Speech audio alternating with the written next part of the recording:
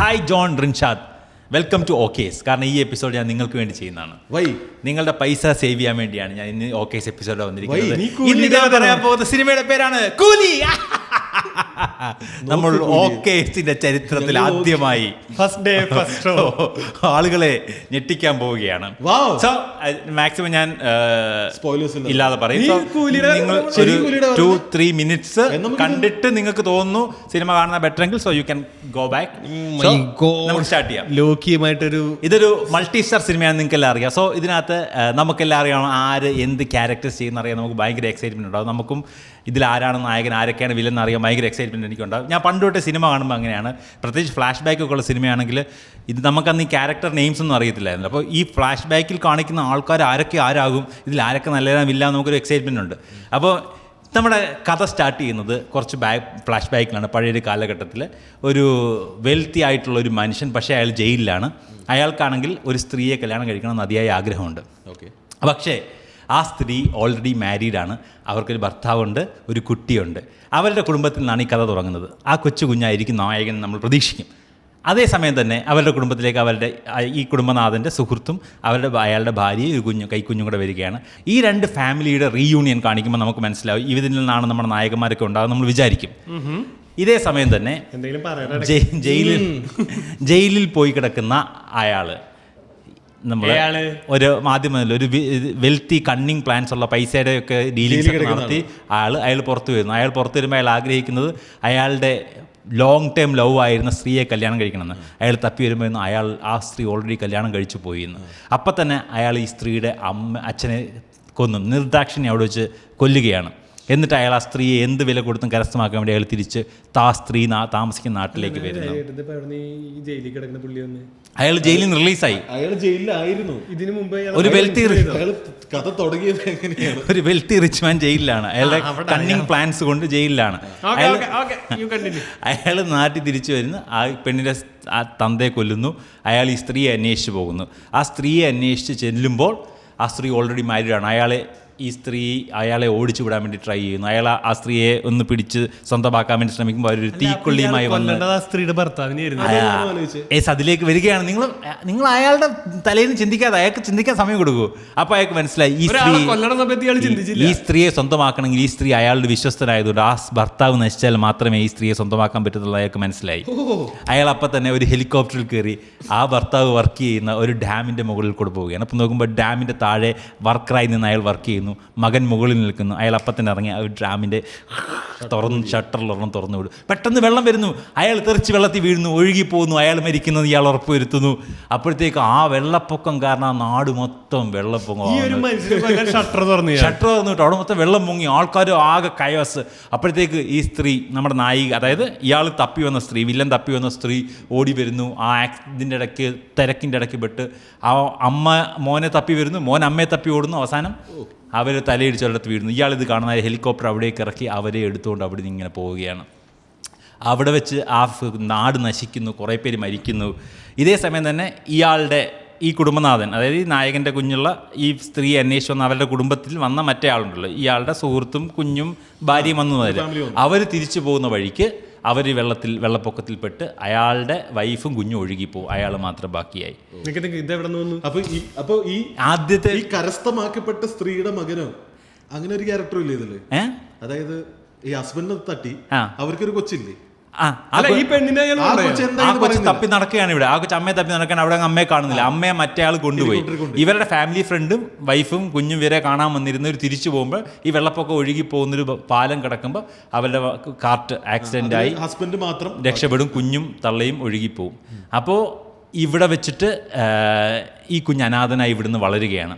ആ കുഞ്ഞ് അനാഥനായ ഒരു റെയിൽവേ സ്റ്റേഷൻ്റെ പരിസരത്ത് ഇങ്ങനെ പേപ്പറും വിറ്റിങ്ങനെ നടക്കുന്ന സമയത്ത് അയാൾക്ക് ഒരു റിച്ച് മാൻ വന്നിട്ട് അയാളുടെ അടുത്ത് നിൽക്കുന്നു. അപ്പോൾ എന്താ കാണിക്കുക, റിച്ച് മാൻ നമ്മൾ നേരത്തെ കണ്ട ആൾ തന്നെയാണ്. അപ്പോൾ അയാൾ ഇവരെ തട്ടിക്കൊണ്ടുപോയി ഹോസ്പിറ്റലിൽ കൊണ്ടുപോയപ്പോൾ അവരുടെ ആ ആക്സിഡൻറ്റിൻ്റെ എഫക്റ്റിൽ തലയിടിച്ചൊക്കെ വീണു. അവരുടെ ഓർമ്മ പോയി, സംസാരശക്തി പോയി.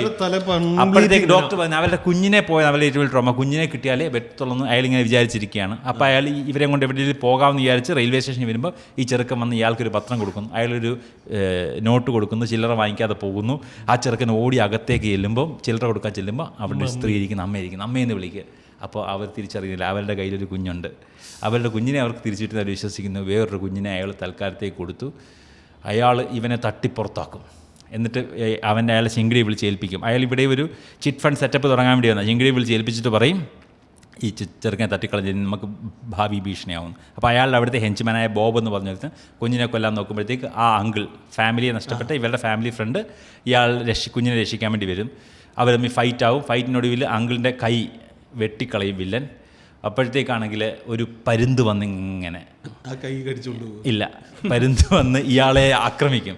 ഈ പരുന്ത് ശരിക്കും ഈ ഹസ്ബൻഡിൻ്റെ അല്ല, ഈ വൈഫിൻ്റെ ആണ്. തട്ടിക്കൊണ്ട് പോയപ്പോൾ വൈഫിൻ്റെ അച്ഛൻ്റെ ആണ്. അയാൾ മരിക്കുമ്പോൾ അയാളൊരു പരുന്തിൻ്റെ അടുത്ത് സന്ദേശം കൊടുത്തു വിടുന്നതാണ്.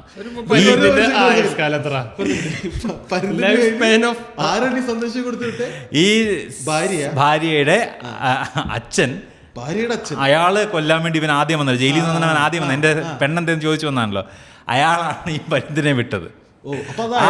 ആ പരുന്ത് ഇവിടെ വന്ന് ഇവരുടെ കൂടി ഇവനെ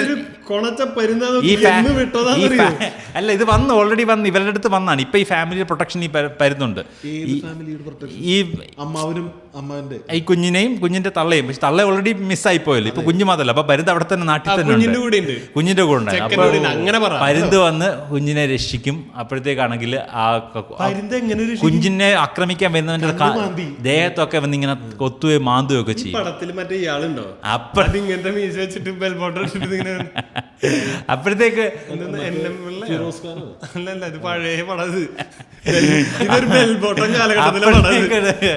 ഈ കുഞ്ഞിനെ രക്ഷിക്കുമ്പോഴത്തേക്ക് കുഞ്ഞ് പറയും മാമന്റെ കൈ പോയല്ലോ, ഇനി മാമന് സഹായമായിട്ട് ഞാനിന്നും ഉണ്ടാവുമെന്ന്. ആ റെയിൽവേ സ്റ്റേഷനിലെ കൂലിയായിട്ട് വരുന്ന കുഞ്ഞാണ് അമിതാഭ് ബച്ചൻ.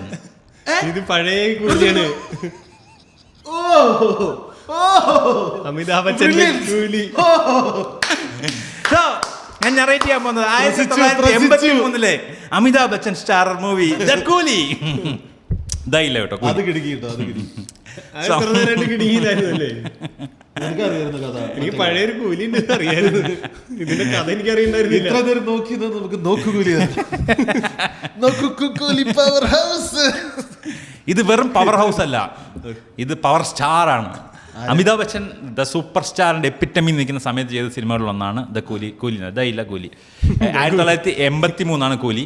75 തൊട്ട് പുള്ളി ഭയങ്കര സ്റ്റാറാണ്. ബോളിവുഡിലെ കിരീടം വെക്കാത്ത രാജാവ് ഷെഹൻഷാ എന്നൊക്കെ പുള്ളി പറഞ്ഞുകൊണ്ടിരുന്നു. പുള്ളി ബിഗ് ബി ആയത് ശരിക്കും ആ ഒരു 10 വർഷം. ശരിക്കും പുള്ളി വരുന്ന സമയത്ത് ധർമ്മേന്ദ്രയൊക്കെ ഇവിടെ ഉണ്ട്.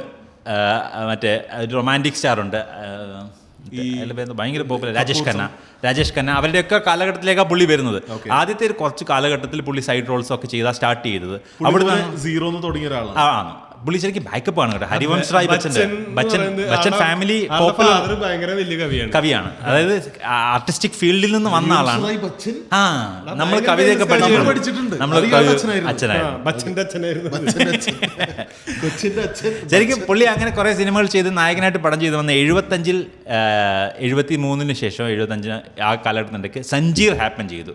സഞ്ജീറാണ് പുള്ളിയെ ആംഗ്രി യങ് മാൻ എന്നുള്ള ടൈറ്റിൽ കൊടുത്ത് ആ ശുഭിത യൗവനത്തിൻ്റെ 6 അടി പൊക്കത്തിൽ ഒരു ശുഭിത യൗവനം ഇന്ത്യ മൊത്തം പുള്ളിയെ ഏറ്റത് സഞ്ജീർ പോലെ പടം. സഞ്ജീർ ദിവാറൊക്കെ വന്ന് തൊട്ടു പുറകെ ഷോലയും വന്നു. സഞ്ജീർ ദിവാർ ഷോലെ ഇത് ഹാപ്പൻ ചെയ്ത വർഷത്തോടുകൂടി പുള്ളി ആ 2-3 ഇയേഴ്സ് കൊണ്ട് പുള്ളി സൂപ്പർ സ്റ്റാറായിട്ട് മാറി. പിന്നെ ഒരു 10 വർഷം പുള്ളിയുടെ സമയമായിരുന്നു.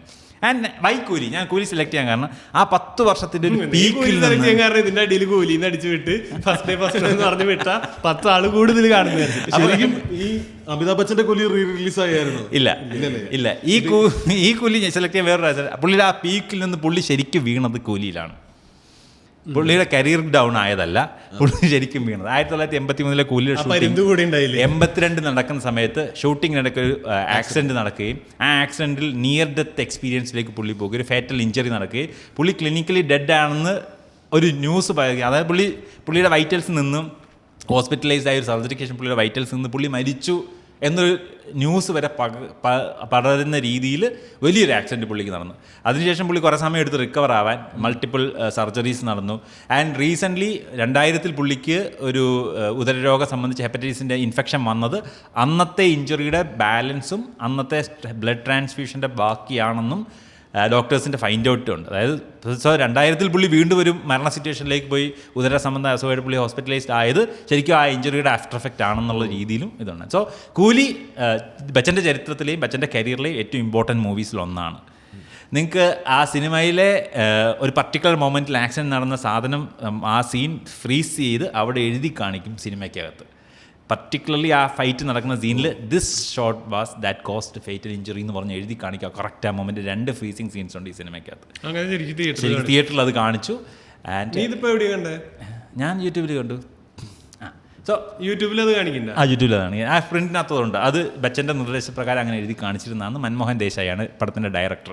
പുള്ളി പറഞ്ഞിട്ടുണ്ട് ഈ പടത്തിൻ്റെ സ്ക്രിപ്റ്റ് റൈറ്റർ തന്നെയാണ് ഇതിൻ്റെ പടത്തിൻ്റെ മെയിൻ വില്ലൻ. നമ്മൾ ഇത്രയും നേരം പറഞ്ഞിരുന്ന വില്ലനുണ്ടല്ലോ, ഈ ബച്ചൻ്റെ അമ്മയെ തട്ടിക്കൊണ്ട് പോയതും സഫർ എന്നാണ് ക്യാരക്ടറിൻ്റെ പേര്. അതായത് കാദർ ഖാൻ എന്നൊരു ഹിന്ദി ആക്ടറാണ്. പുള്ളി റൈറ്ററുമാണ്. പുള്ളി തന്നെയാണ് ഈ പടത്തിൻ്റെ സ്ക്രിപ്റ്റ്. മലയാളത്തിൽ അഭിനയിച്ചിട്ടുണ്ട്? ഇല്ല, പുള്ളി മലയാളത്തിൽ അഭിനയിച്ചിട്ടില്ല. പക്ഷേ ബച്ചനെ ഇടിച്ച ആൾ, ബച്ചനുമായിട്ട് ഫൈറ്റ് നടത്തിയ ആൾ പുനീത് ഇസാർ എന്നുള്ള ക്യാരക്ടർ ചെയ്ത മനുഷ്യനാണ്. പുള്ളി ആ ബോബ് എന്നുള്ള ക്യാരക്ടറാണ് ചെയ്യുന്നത്. അതായത് ഈ വില്ലൻ്റെ മോണിറ്ററി പരിപാടികൾക്കൊക്കെ വില്ലത്തരത്തിന് കൂട്ടു നിൽക്കുന്ന ആളാണ്. ചിറ്റ് ഫണ്ട്സ് ഒക്കെ നടത്തുന്നത് ബോബാണ്. ഈ ബോബുമായിട്ടുള്ള ഫൈറ്റ്, അതായത് പുനീത് ഇസാർ എന്നുള്ള ആർട്ടിസ്റ്റുമായിട്ടുള്ള ഫൈറ്റിൻ്റെ ഇടയിലാണ് പുള്ളിക്ക് ഇത് പറ്റുന്നത്. പുനീത് ഇസാർ ശരിക്കും ഒരു സിനിമ ഫാമിലിയിൽ നിന്ന് വന്ന ആളാണ്. അയാളുടെ ആദ്യകാല സിനിമകളാണ് കൂലി.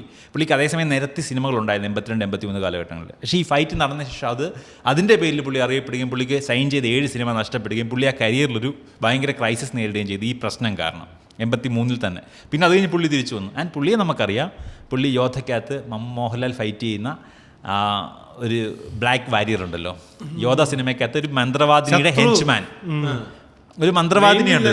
ഒരു യോധ സിനിമ മനസ്സിലായി അപ്പോസിറ്റ് ഒരു ബ്ലാക്ക് ഡ്രസ് ഒക്കെ ഇട്ട് ഒരു ബ്ലാക്ക് വാരിയറായിട്ട് വരുന്ന ഒരാൾ. ആൻഡ് പിൻഗാമി സിനിമയ്ക്കകത്ത് എഡ്വിൻ തോമസ് എന്നുള്ള ക്യാരക്ടർ ചെയ്തതും അയാളാണ്. സോ പൂച്ചക്കണ്ണൻ എന്ന് വിളിക്കുന്ന ആൾ ഇയാളാണ്. ഇതാണ് Puneet Issar. So back to our story. അപ്പോൾ ഇക്ബാൽ അസ്ലം ഖാനാണ് നമ്മുടെ നായകൻ. ഇക്ബാൽ ആ ബോംബെ റെയിൽവേ സ്റ്റേഷനിലെ 786 നമ്പറുള്ള കൂലിയാണ്. 786 ഇസ്ലാമിക് റെഫറൻസ്. ഇതിനകത്ത് മൊത്തം ഭയങ്കര ഒരു റിലീജിയസ് കണക്ഷൻസ് കറക്റ്റായിട്ട് റൈറ്റർ എഴുതി വെച്ചിട്ടുണ്ട്. ആൻഡ് ഈ പറഞ്ഞ പരുന്തിൻ്റെ പേര് അള്ളാ റാഖ എന്നാണ്. അള്ളാഹയുടെ പ്രൊട്ടക്ഷനാണ് വരുന്നത്. അപ്പം ഒരു മുസ്ലിം ഫാമിലിയിലാണ് പുള്ളി ബ്രോട്ടപ്പ് ചെയ്തത്. അള്ളാ റാഖ, അതിന്റെ അർത്ഥം എന്താണ്? അള്ളാഹയുടെ പ്രൊട്ടക്ഷൻ എന്നാണ്. അപ്പോൾ നായകൻ്റെ പ്രൊട്ടക്ഷൻ ഈ പരുന്ത് എപ്പോഴും കാണും. ഇതേ പരുന്ത് തന്നെ ഈവൻ സഫർ വന്ന് ഈ ബച്ചൻ്റെ അമ്മയെ ഹെലികോപ്റ്ററിൽ കയറിക്കൊണ്ട് പോകുമ്പോൾ പരുന്ത് ആക്രമിക്കുന്നുണ്ട് അവരെ കൊണ്ടുപോകാതിരിക്കാൻ വേണ്ടി. പക്ഷേ ഒരു വില്ലൻ്റെ അസിസ്റ്റൻറ്റിൻ്റെ കണ്ണ് കൊത്തിപ്പറിക്കാൻ മാത്രമേ പറ്റത്തുള്ളൂ. അപ്പോഴത്തേക്ക് അതിനെ തട്ടി താഴെയിടും. ആ പരുന്ത് പോകുമ്പോഴത്തേക്ക് ഇവരെ ഹെലികോപ്റ്റർ എടുത്തുകൊണ്ട് പോകുന്നു. അപ്പോൾ അതിനുശേഷം പരുന്ത് കുഞ്ഞിനെ സംരക്ഷിക്കാൻ വേണ്ടി കൂടെ നിൽക്കുന്നു.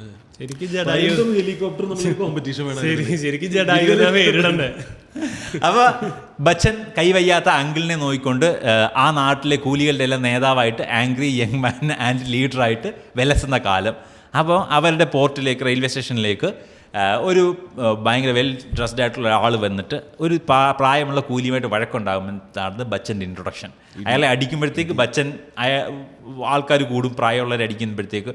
അപ്പോഴത്തേക്കാണെങ്കിൽ ആ കോട്ടിട്ട മനുഷ്യൻ്റെ മോൻ വിക്കി എന്ന് പറഞ്ഞിടത്തും കൂടെ വന്ന് ഇറങ്ങി വന്ന് തോക്കെടുത്തിക്കൊണ്ട് എല്ലാവരും ഓടിക്കാൻ നോക്കും. അപ്പോഴത്തേക്ക് ഒരു പരുന്ത് വന്നിട്ട് ഇങ്ങനെ ആ തോക്ക് തട്ടിപ്പറിച്ചോണ്ട് ഇങ്ങനെ പറന്നു പോയി. ഇതിലിപ്പോഴും കാണാൻ ഇൻട്രസ്റ്റ് തോന്നുന്ന സീൻ എന്താന്ന് പറയും, ഈ പരുന്തിന്റെ റോളുകളാണ് സത്യം. അപ്പൊ അതിന്റെ മെയിൻ ക്യാരക്ടറാണ്. അത്യാവശ്യം അന്നത്തെ ലെവൽ 83 ലെവൽ. ഇത് ശരിക്കും പറഞ്ഞാൽ അന്നത്തെ ക്ലാസിക് മസാല ആക്ഷൻ പടമായിരിക്കും. എല്ലാം ഉള്ള ഫാമിലി ആക്ഷൻ മസാല മൂവി തന്നെയായിരിക്കും. ഭയങ്കര ഹിറ്റുമായിരുന്നു. എനിക്ക് അന്നത്തെ കാലത്ത് 20 കോടി 83 20 കോടി രൂപ കളക്ഷൻ ഉള്ളത്. ടെറിറ്ററി തിരിച്ച് പല ടെറിട്ടറിയിൽ നിന്ന് 1 കോടി രൂപ ക്രോസ് ചെയ്ത് ടോട്ടൽ കളക്ഷൻ ക്രോസ് ചെയ്ത് ഭയങ്കര റെക്കോർഡുള്ള പടമാണ്. അതിന് ഏറ്റവും റീസൺസിലൊന്ന് ആൾക്കാർ ഭയങ്കര കാത്തിരുന്നത് ബച്ചന് എന്ത് പറ്റി ആ പടം കാണാൻ വേണ്ടി ആൾക്കാർ കാത്തിരുന്നത്. 82 ഷൂട്ട് കഴിഞ്ഞിട്ട് 83 ഇത് ഈ ഷൂട്ടിംഗ് കംപ്ലീറ്റ് ചെയ്ത് റിലീസ് ചെയ്യാൻ പറ്റിയത്. 83 റിലീസ് ചെയ്യാൻ പറ്റി. 82 പകുതിക്ക് വെച്ച് ബച്ചൻ ആക്സിഡൻ്റ് ആയി. 6 മാസം ബച്ചൻ ഹോസ്പിറ്റലിലും പല പ്രശ്നങ്ങളായിട്ട് കിടന്ന് ബച്ചൻ റിക്കവർ ചെയ്യുന്നത് തന്നെ ഭയങ്കര പാടായിരുന്നു. അത് അത്രയും ആക്ഷൻ സീൻസൊക്കെ തന്നെ ചെയ്തുകൊണ്ടിരുന്ന മനുഷ്യൻ പിന്നെ നിൽക്കാൻ തന്നെ ബുദ്ധിമുട്ടായിരുന്നു.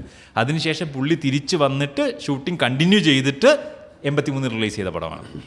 സോ നമ്മളിവിടെ പറഞ്ഞു നിർത്തിയ അന്നത്തെ ലെവലിൽ ഭയങ്കര കളർഫുൾ, അവരെ കൊണ്ട് ചെയ്യുന്നതിൽ വൃത്തിക്ക് ചെയ്തിട്ടുണ്ട്. പക്ഷേ ഇപ്പം നമുക്ക് കാണുമ്പോൾ അത്രയും വൃത്തിയാക്കി തോന്നത്തില്ല. പക്ഷെ അന്നത്തെ ലെവലിൽ ദ ബെസ്റ്റ് സീൻസ് ഒക്കെ ആയിരിക്കും അതൊക്കെ. അപ്പോൾ പരുന്ത് തോക്ക് തട്ടിപ്പിടിച്ച് റെയിൽവേ ബ്രിഡ്ജിൽ പോയിട്ട് ബച്ചൻ്റെ കയ്യിലേക്ക് ഇങ്ങനെ വന്നിരിക്കും. അവിടുന്ന് ബച്ചൻ്റെ ഇൻട്രൊഡക്ഷൻ. ബച്ചൻ അവിടുന്ന് ഇങ്ങനെ പറന്ന് നേരെ ബച്ചൻ അവിടുന്ന് തോക്കും കൊണ്ട് ബച്ചൻ പറന്ന് പ്ലാറ്റ്ഫോമിലേക്ക്. നമ്മളിന്ന് ചിരിക്കും, അന്നൊക്കെ ആൾക്കാർ തിയേറ്ററിൽ ഇളകി പറഞ്ഞ സീനുകളായിരിക്കും അതൊക്കെ. നമ്മളാണെങ്കിൽ അന്ന് കൈയടിക്കും. അന്ന് ഇപ്പോഴും നമ്മൾ അതിൻ്റെ അല്ല, ഇപ്പോഴും നമുക്കറിയാം 2020 മോഹൻലാൽ ചാടുമ്പോൾ നമ്മൾ കൈയടിച്ചിട്ടുണ്ട്. അതുപോലെ തന്നെയുള്ളൂ. പുള്ളി വരുന്നു, അവിടെ ഫൈറ്റ് ആകുന്നു. ഫൈറ്റ് ആകുമ്പോഴത്തേക്ക് അയാൾ മറ്റേവൻ പറഞ്ഞ് ഞാൻ railway protection railway maintenance development ബോർഡിലൊക്കെ ഉള്ളതാണ്, നിങ്ങളെ ബാൻ ചെയ്ത് കളയുന്നൊക്കെ പുള്ളി ആ പ്രായമുള്ള മനുഷ്യൻ ഭീഷണിപ്പെടുത്തും. പക്ഷേ അന്ന് കേൾക്കുന്ന ബച്ചൻ അയാളുടെ മോനുമായിട്ട് ഫൈറ്റ് ചെയ്യും. പോലീസ് ഒരു ബച്ചനെ അറസ്റ്റ് ചെയ്യും. അപ്പോഴത്തേക്ക് ബച്ചൻ ഹർത്താൽ വിളിക്കും. കൂലികൾ മൊത്തം ബോംബെയിൽ പണിമുടക്കും. കൂലികൾ പണിമുടക്കിയാൽ അന്നത്തെ കാലത്ത് റെയിൽവേ സ്റ്റേഷൻ സ്തംഭിച്ച പോലെ, കാരണം ആൾക്കാർക്കെല്ലാം ഭയങ്കര പാടാണ്. അങ്ങനെ അവസാനം മന്ത്രി നേരിട്ട് വരും, കൂലികളുടെ പ്രശ്നം തീർപ്പാക്കണമെന്ന് പറയും. അപ്പോൾ ആ ചർച്ചയ്ക്ക് വിളിക്കുമ്പോൾ ബച്ചൻ പോകുമ്പോൾ അയാൾ അവിടെ ഉണ്ട്. അയാൾ പറയും ആ റെയിൽവേ ബോർഡിലുണ്ടെന്ന് പറഞ്ഞാൽ അയാളുമായിട്ടുള്ള പ്രശ്നങ്ങളാണല്ലോ സ്ട്രൈക്ക് വന്നത്. അയാളെ മാപ്പ് പറഞ്ഞാൽ മാത്രമേ ഈ സ്ട്രൈക്ക് പിൻവലിക്കത്തുള്ളൂ എന്ന് പറയും. ഞങ്ങൾ പാവങ്ങൾ, maybe we are poor trolley coolies but we are not beggars എന്ന് ബച്ചൻ പറയത്തില്ല. പക്ഷേ ബച്ചൻ അതിൻ്റെ ഹിന്ദി വേർഷനിൽ കാര്യങ്ങൾ പറയുമ്പോൾ മിനിസ്റ്റർ പറയും ഒരു മാപ്പല്ലേ ഉള്ളൂ പറഞ്ഞേക്കുന്നു. അപ്പോൾ അയാൾ പറയും മാപ്പ്. ജയൻ്റെ അപ്പം പറയും മാപ്പ് എന്ന് പറഞ്ഞിട്ട് വട്ട് ജയൻ ഇറങ്ങിപ്പോവും റെയിൽവേ ബോഡിയിൽ നിന്ന് റെസിഗ്നേഷൻ ഇട്ടിട്ട്. അപ്പോൾ അയാൾ റെയിൽവേ ബോഡിയിൽ നിന്ന് പോയല്ലോ. മാപ്പ് പറയുന്നതിന് അയാൾ പറയും എൻ്റെ വീടിൻ്റെ ഉമ്മറത്ത് ഒരുപാട് പേരുടെ ഫോട്ടോ ഒന്നുമില്ല, എൻ്റെ വാപ്പാട് മാത്രമേ ഉള്ളൂ എന്ന് പറഞ്ഞ് അയാൾ ഇറങ്ങിപ്പോയി. അതിലും കുറച്ചും കൂടി സ്ട്രോങ് റീസൺ ഉണ്ട് അല്ല അയാൾക്ക് എന്താണ് റിസൈൻ ചെയ്യാൻ. ഇവൻ വിറ്റിന് വേണ്ടി അവൻ പോസ്റ്റ് ഓഫീസിൽ നിന്ന് റിസൈൻ ചെയ്തു. അതാ നോക്കിക്കഴിഞ്ഞാൽ അയാൾ ചെയ്തതിനകത്ത് ന്യായമുണ്ട്. അയാൾക്ക് ഈ പാവങ്ങളോട് മാപ്പ് പറയാൻ പറ്റത്തില്ല. അയാൾ ക്രീമി ലെയറാണ്, പാവങ്ങളോട് മാപ്പ് പറയാൻ പറ്റത്തില്ലെന്ന് പറയും. അയാൾ പോയതോടെ പ്രശ്നം തീർന്നില്ല. ഇനി സ്ട്രൈക്ക് പിൻവലിക്കാൻ പറഞ്ഞ് മന്ത്രി ബച്ചന് കൈ കൊടുക്കും. അങ്ങനെ സ്ട്രൈക്ക് പിൻവലിച്ചൊരു പാട്ടോടുകൂടി പടം കളർഫുൾ വെർഷനിലേക്ക് തുടങ്ങിയാണ്. ആ പാട്ടിന്റെ ആദ്യത്തെ രണ്ടുപേരി മൂളാമോ?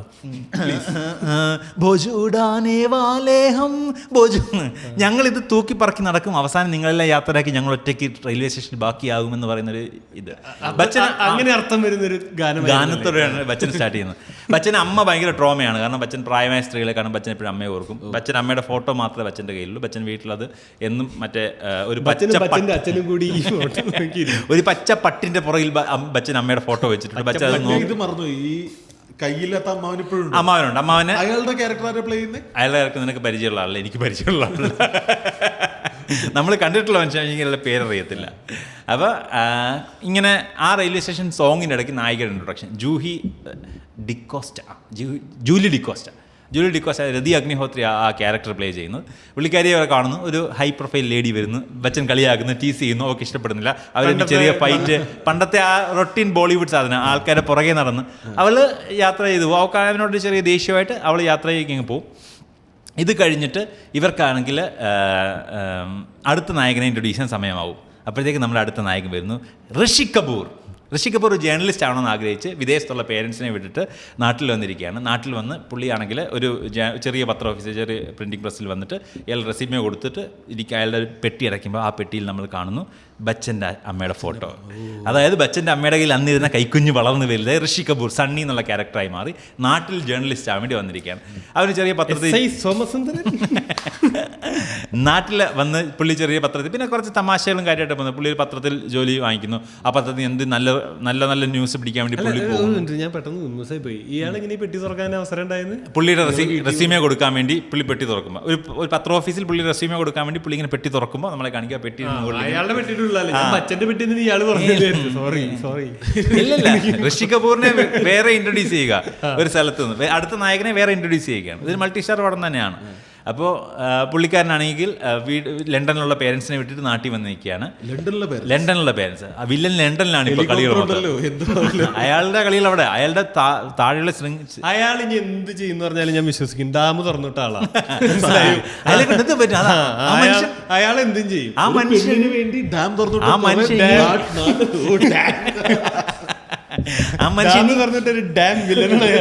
മനുഷ്യൻ കാണിച്ചു കൊടുക്കുന്ന നിങ്ങൾ ഞെട്ടിപ്പോവും.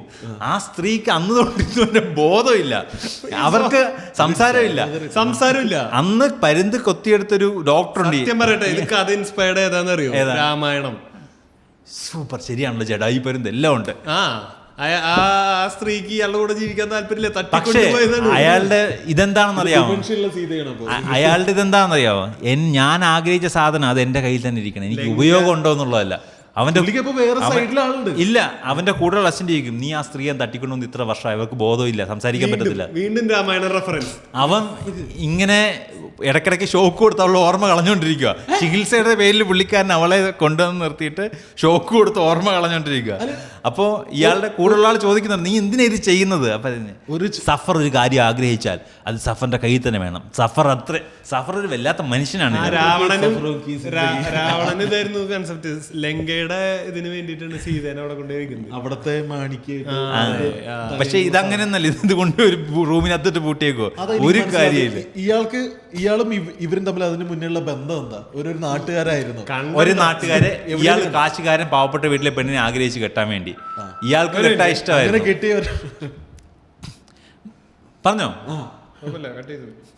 ഇപ്പൊ കെട്ടിയില്ല പതിവ്, എന്തൊക്കെയോ പ്രശ്നങ്ങളുണ്ട്. ഇത് കെട്ടിയാണ് നമുക്ക് ഇതിനകത്ത് പോട്ടെ, ഇതെല്ലാവരും അറിയട്ടെ. അനു വിളിക്കുമ്പോൾ ജോൺ കട്ട് ചെയ്യുന്നത്, സഫറിനുള്ള സ്നേഹം അനുവിനോട് ജോണിനില്ലെന്ന് അവരറിയട്ടെ. അപ്പോൾ ഇയാള് പൈസക്കാരൻ, പക്ഷെ ക്രൂക്ഡ് ആയിട്ടുള്ള ആളായതുകൊണ്ട് ഇയാള് ഇയാളുടെ തന്ത കൊച്ചിന്റെ ഇയാളുടെ റിക്വസ്റ്റ് ഒക്കെ തള്ളിക്കളഞ്ഞ്. ആ സമയത്ത് ഇയാളൊരു ക്രിമിനൽ കേസിൽ പെട്ട് ജയിലിൽ പോയതുകൊണ്ട് ആ സമയത്ത് കല്യാണം നടന്നില്ല, കല്യാണം പോലും നടത്തത്തില്ലായിരുന്നു ഈ മനുഷ്യൻ. അത്ര കിടിലൻ ക്യാരക്ടറാണ് അയാളുടെ ക്യാരക്ടർ ആർക്ക് വേറെ ലെവലാണ്. അപ്പോൾ ഇവിടെ സണ്ണി ആണെങ്കിൽ ഈ പത്രത്തിൽ ജോലി കിട്ടിയ ശേഷം നല്ല ന്യൂസ് പിടിച്ചിട്ട് പത്രത്തെ വേറെ ലെവലിലായി വളർത്തി ഇയാളും നല്ല ജേർണലിസ്റ്റായിട്ട് അറിയപ്പെടുമെന്ന് ആഗ്രഹിച്ചിട്ട് ഇയാളിങ്ങനെ വെറൈറ്റി ന്യൂസ് തപ്പി നടക്കുക. അതേസമയം തന്നെ അയാളൊരു ഹോസ്പിറ്റലിൽ 7 കുട്ടികളെ പ്രസവിച്ച ഒരാളുണ്ടെന്ന് ന്യൂസ് കിട്ടും. അപ്പോൾ അതൊരു ന്യൂസാണല്ലോ, ന്യൂസ് കവർ ചെയ്യാൻ പോകുന്നു. ആ ന്യൂസിലേക്ക് ഒരു കോൺഫ്ലിക്റ്റ് ഉണ്ടാക്കാൻ വേണ്ടി ഒരു പോലീസ് റെയ്ഡ് ഒരു മദ്യശാലയിൽ നടക്കുമ്പോഴത്തേക്ക് അവിടെ കുടിച്ചു കൂത്താടി നിന്നും കഞ്ചാവൊക്കെ വലിച്ച് ആകെ കിളി പറഞ്ഞൊരു പെണ്ണ് പോലീസിനെ കണ്ട് ഓടി രക്ഷപ്പെടാൻ വേണ്ടി ഈ ഹോസ്പിറ്റലിലേക്ക് കയറുന്നു. അവൾ ഓടി വന്ന് പോലീസിനെ കൺവെട്ടിക്കാൻ വേണ്ടി ഈ അമ്മ ബാത്റൂമിൽ പോകുന്ന സമയത്ത് 7 കുഞ്ഞുങ്ങളുടെ അടുത്ത് കയറി പുതച്ച് കിടക്കുന്നു. അവിടേക്ക് ഋഷി കപൂർ വന്നിട്ട് ആ പുതപ്പ് മാറ്റിയിട്ട് അമ്മയുടെയും കുഞ്ഞിൻ്റെയും ഫോട്ടോ എടുത്ത് പുള്ളി പത്രത്തിൽ കൊടുക്കും. ഇതേ സമയം പത്രാധിപരുടെ 7 കുട്ടികളായ ഒരു അമ്മ എന്ന് പറഞ്ഞിട്ട് പുള്ളി റെക്കോർഡ് ന്യൂസ് ആണ് പത്രത്തിൽ കൊടുക്കുന്നു. ബയോളജിക്കലി എത്ര വരെ പോസിബിൾ ആണ്? അതൊക്കെ 7 ഉണ്ടായിരുന്നു. അതാ ഈ 10ന്റെ റെക്കോർഡാണെന്ന് വെച്ചാൽ ആ റെക്കോർഡ് നമുക്ക് തപ്പിയെടുക്കണം, ഇതിന്റെ അടി കൊടുക്കണം. എന്നിട്ട് അടുത്ത ടെസ്റ്റ് പിറ്റേ ദിവസം പത്രാധിപരുടെ മോളെ പെണ്ണ് കാണാൻ വേണ്ടി ആൾക്കാർ വന്നിരിക്കുമ്പോൾ അണീച്ചൊരുക്കി മോളെ കൊണ്ടുവരുമ്പോൾ ഇതാ പെണ്ണ, നമ്മളെ കാണിക്കുമ്പോൾ ആ പെണ്ണ് ദീപയാണ്. ദീപ എന്ന പെൺകുട്ടിയാണ്. അവർ കൊണ്ടുവന്ന് നിർത്തിയിട്ട് കൊച്ചിനെക്കുറിച്ച് നല്ലത് പറയും. കൊച്ചു അടിച്ച് കിറങ്ങി നിൽക്കുക, കൊച്ചിങ്ങനെ ചിരിച്ചോണ്ടിരിക്കുക എന്ന് പറഞ്ഞപ്പോഴത്തേക്ക് അവർ അന്നത്തെ പത്രം എടുത്ത് നോക്കുമ്പോൾ നിങ്ങളുടെ മോളുടെ ഫോട്ടോ, അവൾ അത്ര മിടിക്കുക, അവളുടെ ഫോട്ടോ അവിടെയും വരുന്നു നോക്കുമ്പോൾ 7 കുട്ടികളുടെ അമ്മ. അപ്പം ഋഷി കപൂറിനെ പോയി അടിക്കാൻ പിടിക്കും. ഋഷി കപൂറിനെ അടിച്ച് ഋഷി കപൂറിൻ്റെ ജോലിയും കളഞ്ഞ് അവിടെ നിന്ന് വിടും. ഇത് പണ്ടത്തെ സിനിമകളുടെ ഒരു പ്രശ്നമാണെന്ന് തോന്നുന്നു. പല ലേയേഴ്സ് ഓഫ് സ്റ്റോറികളും പല കഥകളും പല ക്യാരക്ടേഴ്സും നമുക്ക് പ്രാന്താവും. ഞാൻ അർഹത പറഞ്ഞപ്പോൾ എനിക്കില്ലേ ഈ സിനിമ, ഞാൻ ഇപ്പോഴും പറയുന്നത്, നിങ്ങൾക്ക് പഴയ സിനിമകൾ കാണാൻ ഇഷ്ടമാണെങ്കിൽ നിങ്ങൾ ഇത് കഴിഞ്ഞ് പോയി കണ്ടാലും കഥ മൊത്തം കിട്ടിട്ട് പോയി കണ്ടാൽ ഞാൻ വിട്ടുപോകുന്ന കഥകൾ അതിനകത്ത് കാണും. അതിനകത്ത് കഥകൾ കാണും, അതായത് പല ലെയർ, ഓരോ ക്യാരക്ടറിനും അവരുടെ ഭയങ്കര സ്റ്റോറികളൊക്കെ കാണും. അപ്പോൾ ഈ ദീപ കുടിക്കുന്നത് എന്തിനാന്ന് വെച്ചാൽ ദീപയുടെ ചെറുപ്പത്തിൽ ഒരു ചൈൽഡ്ഹുഡ് ഫ്രണ്ട് ഉണ്ടായിരുന്നു, സണ്ണി. ആ സണ്ണി ഇവിടുന്ന് പഠനം നിർത്തി സണ്ണിയാണ് UK പോയാ തെണ്ടി. നീ ഇതൊക്കെ നീ കഥ അനലൈസ് ചെയ്യുന്ന. അപ്പൊ ദീപ കുടിക്കുന്നത് സണ്ണി പിരിഞ്ഞു പോയതിന്റെ വിഷമത്തിൽ. ഏതാ 5ാം ക്ലാസ്സിൽ പഠിക്കുമ്പോൾ സണ്ണി പിരിഞ്ഞു പോയ അന്ന് തൊട്ട് അവള് പിഴച്ചു തുടങ്ങിയത്. അപ്പൊ ഒരു പാട്ടാ ഞാൻ കുടിക്കുന്നത്, ഞാൻ അവളെ മറക്കാനാണ്, ഞാൻ അവനെ മറക്കാനെന്ന് 2 പേരും പാട്ട്. ഇപ്പുറത്ത് കാണിക്കും ഋഷി കപൂർ ജോലി പോയി കുടിക്കും. പക്ഷേ ഋഷി കപൂർ കുടിക്കുന്ന ജോലി പോയതിൻ്റെ വിഷമത്തിലല്ല, പഴയ കൂട്ടുകാരി ദീപയെ കാണാത്തതിൻ്റെ വിഷമത്തിലാണ്. ഇവരുടെ ഒരുമിച്ചുള്ളൊരു ഫോട്ടോ ഉണ്ടായിരുന്നു, അത് പിരിയാൻ നേരെ UK പോകുന്നത്. സണ്ണി ഇത് കീറിയിട്ട് ദീപയ്ക്ക് അവൻ്റെ ഫോട്ടോ കൊടുക്കും, അവളുടെ ഫോട്ടോ കൈ വയ്ക്കും. 2 പേരും അവരുടെ ഫോട്ടോ മറ്റേവരുടെ ഫോട്ടോ കണ്ട് ഇങ്ങനെ കുടിച്ച് നടക്കുക. ഇവർ തമ്മിൽ അങ്ങോട്ടും കൂടെ പേരും ചോദിക്കത്തില്ല, മിണ്ടുകയില്ല, പറയുകയില്ല. ഇവർ പലയിടത്തും ക്രോസ് വരും, പക്ഷേ ഇവർ ഈ കാര്യം മാത്രം ചോദിക്കത്തില്ല. അങ്ങനെ ഈ പാട്ട് പാടി ഇവർ രണ്ടിനും കുടിച്ച് നടന്നൊരു കടപ്പുറത്ത് എത്തുമ്പോൾ അവിടെ വെച്ച് വീണ്ടും മീറ്റ് ചെയ്യും. ഈ ഫോട്ടോ എടുത്ത കാര്യം പറയുന്നിട്ട് അവന് അതിൻ്റെ സഹായമായിട്ട് പറയും, ഒരു പോലീസ് എൻ്റെ പുറകെ വരുന്നുണ്ട്, ഇപ്പം എന്നെ പിടിച്ചാൽ പാടാ, അതുകൊണ്ട് എന്നെ ഒന്ന് രക്ഷപ്പെടുത്തി കൊണ്ടുപോകണമെന്ന് പറയും.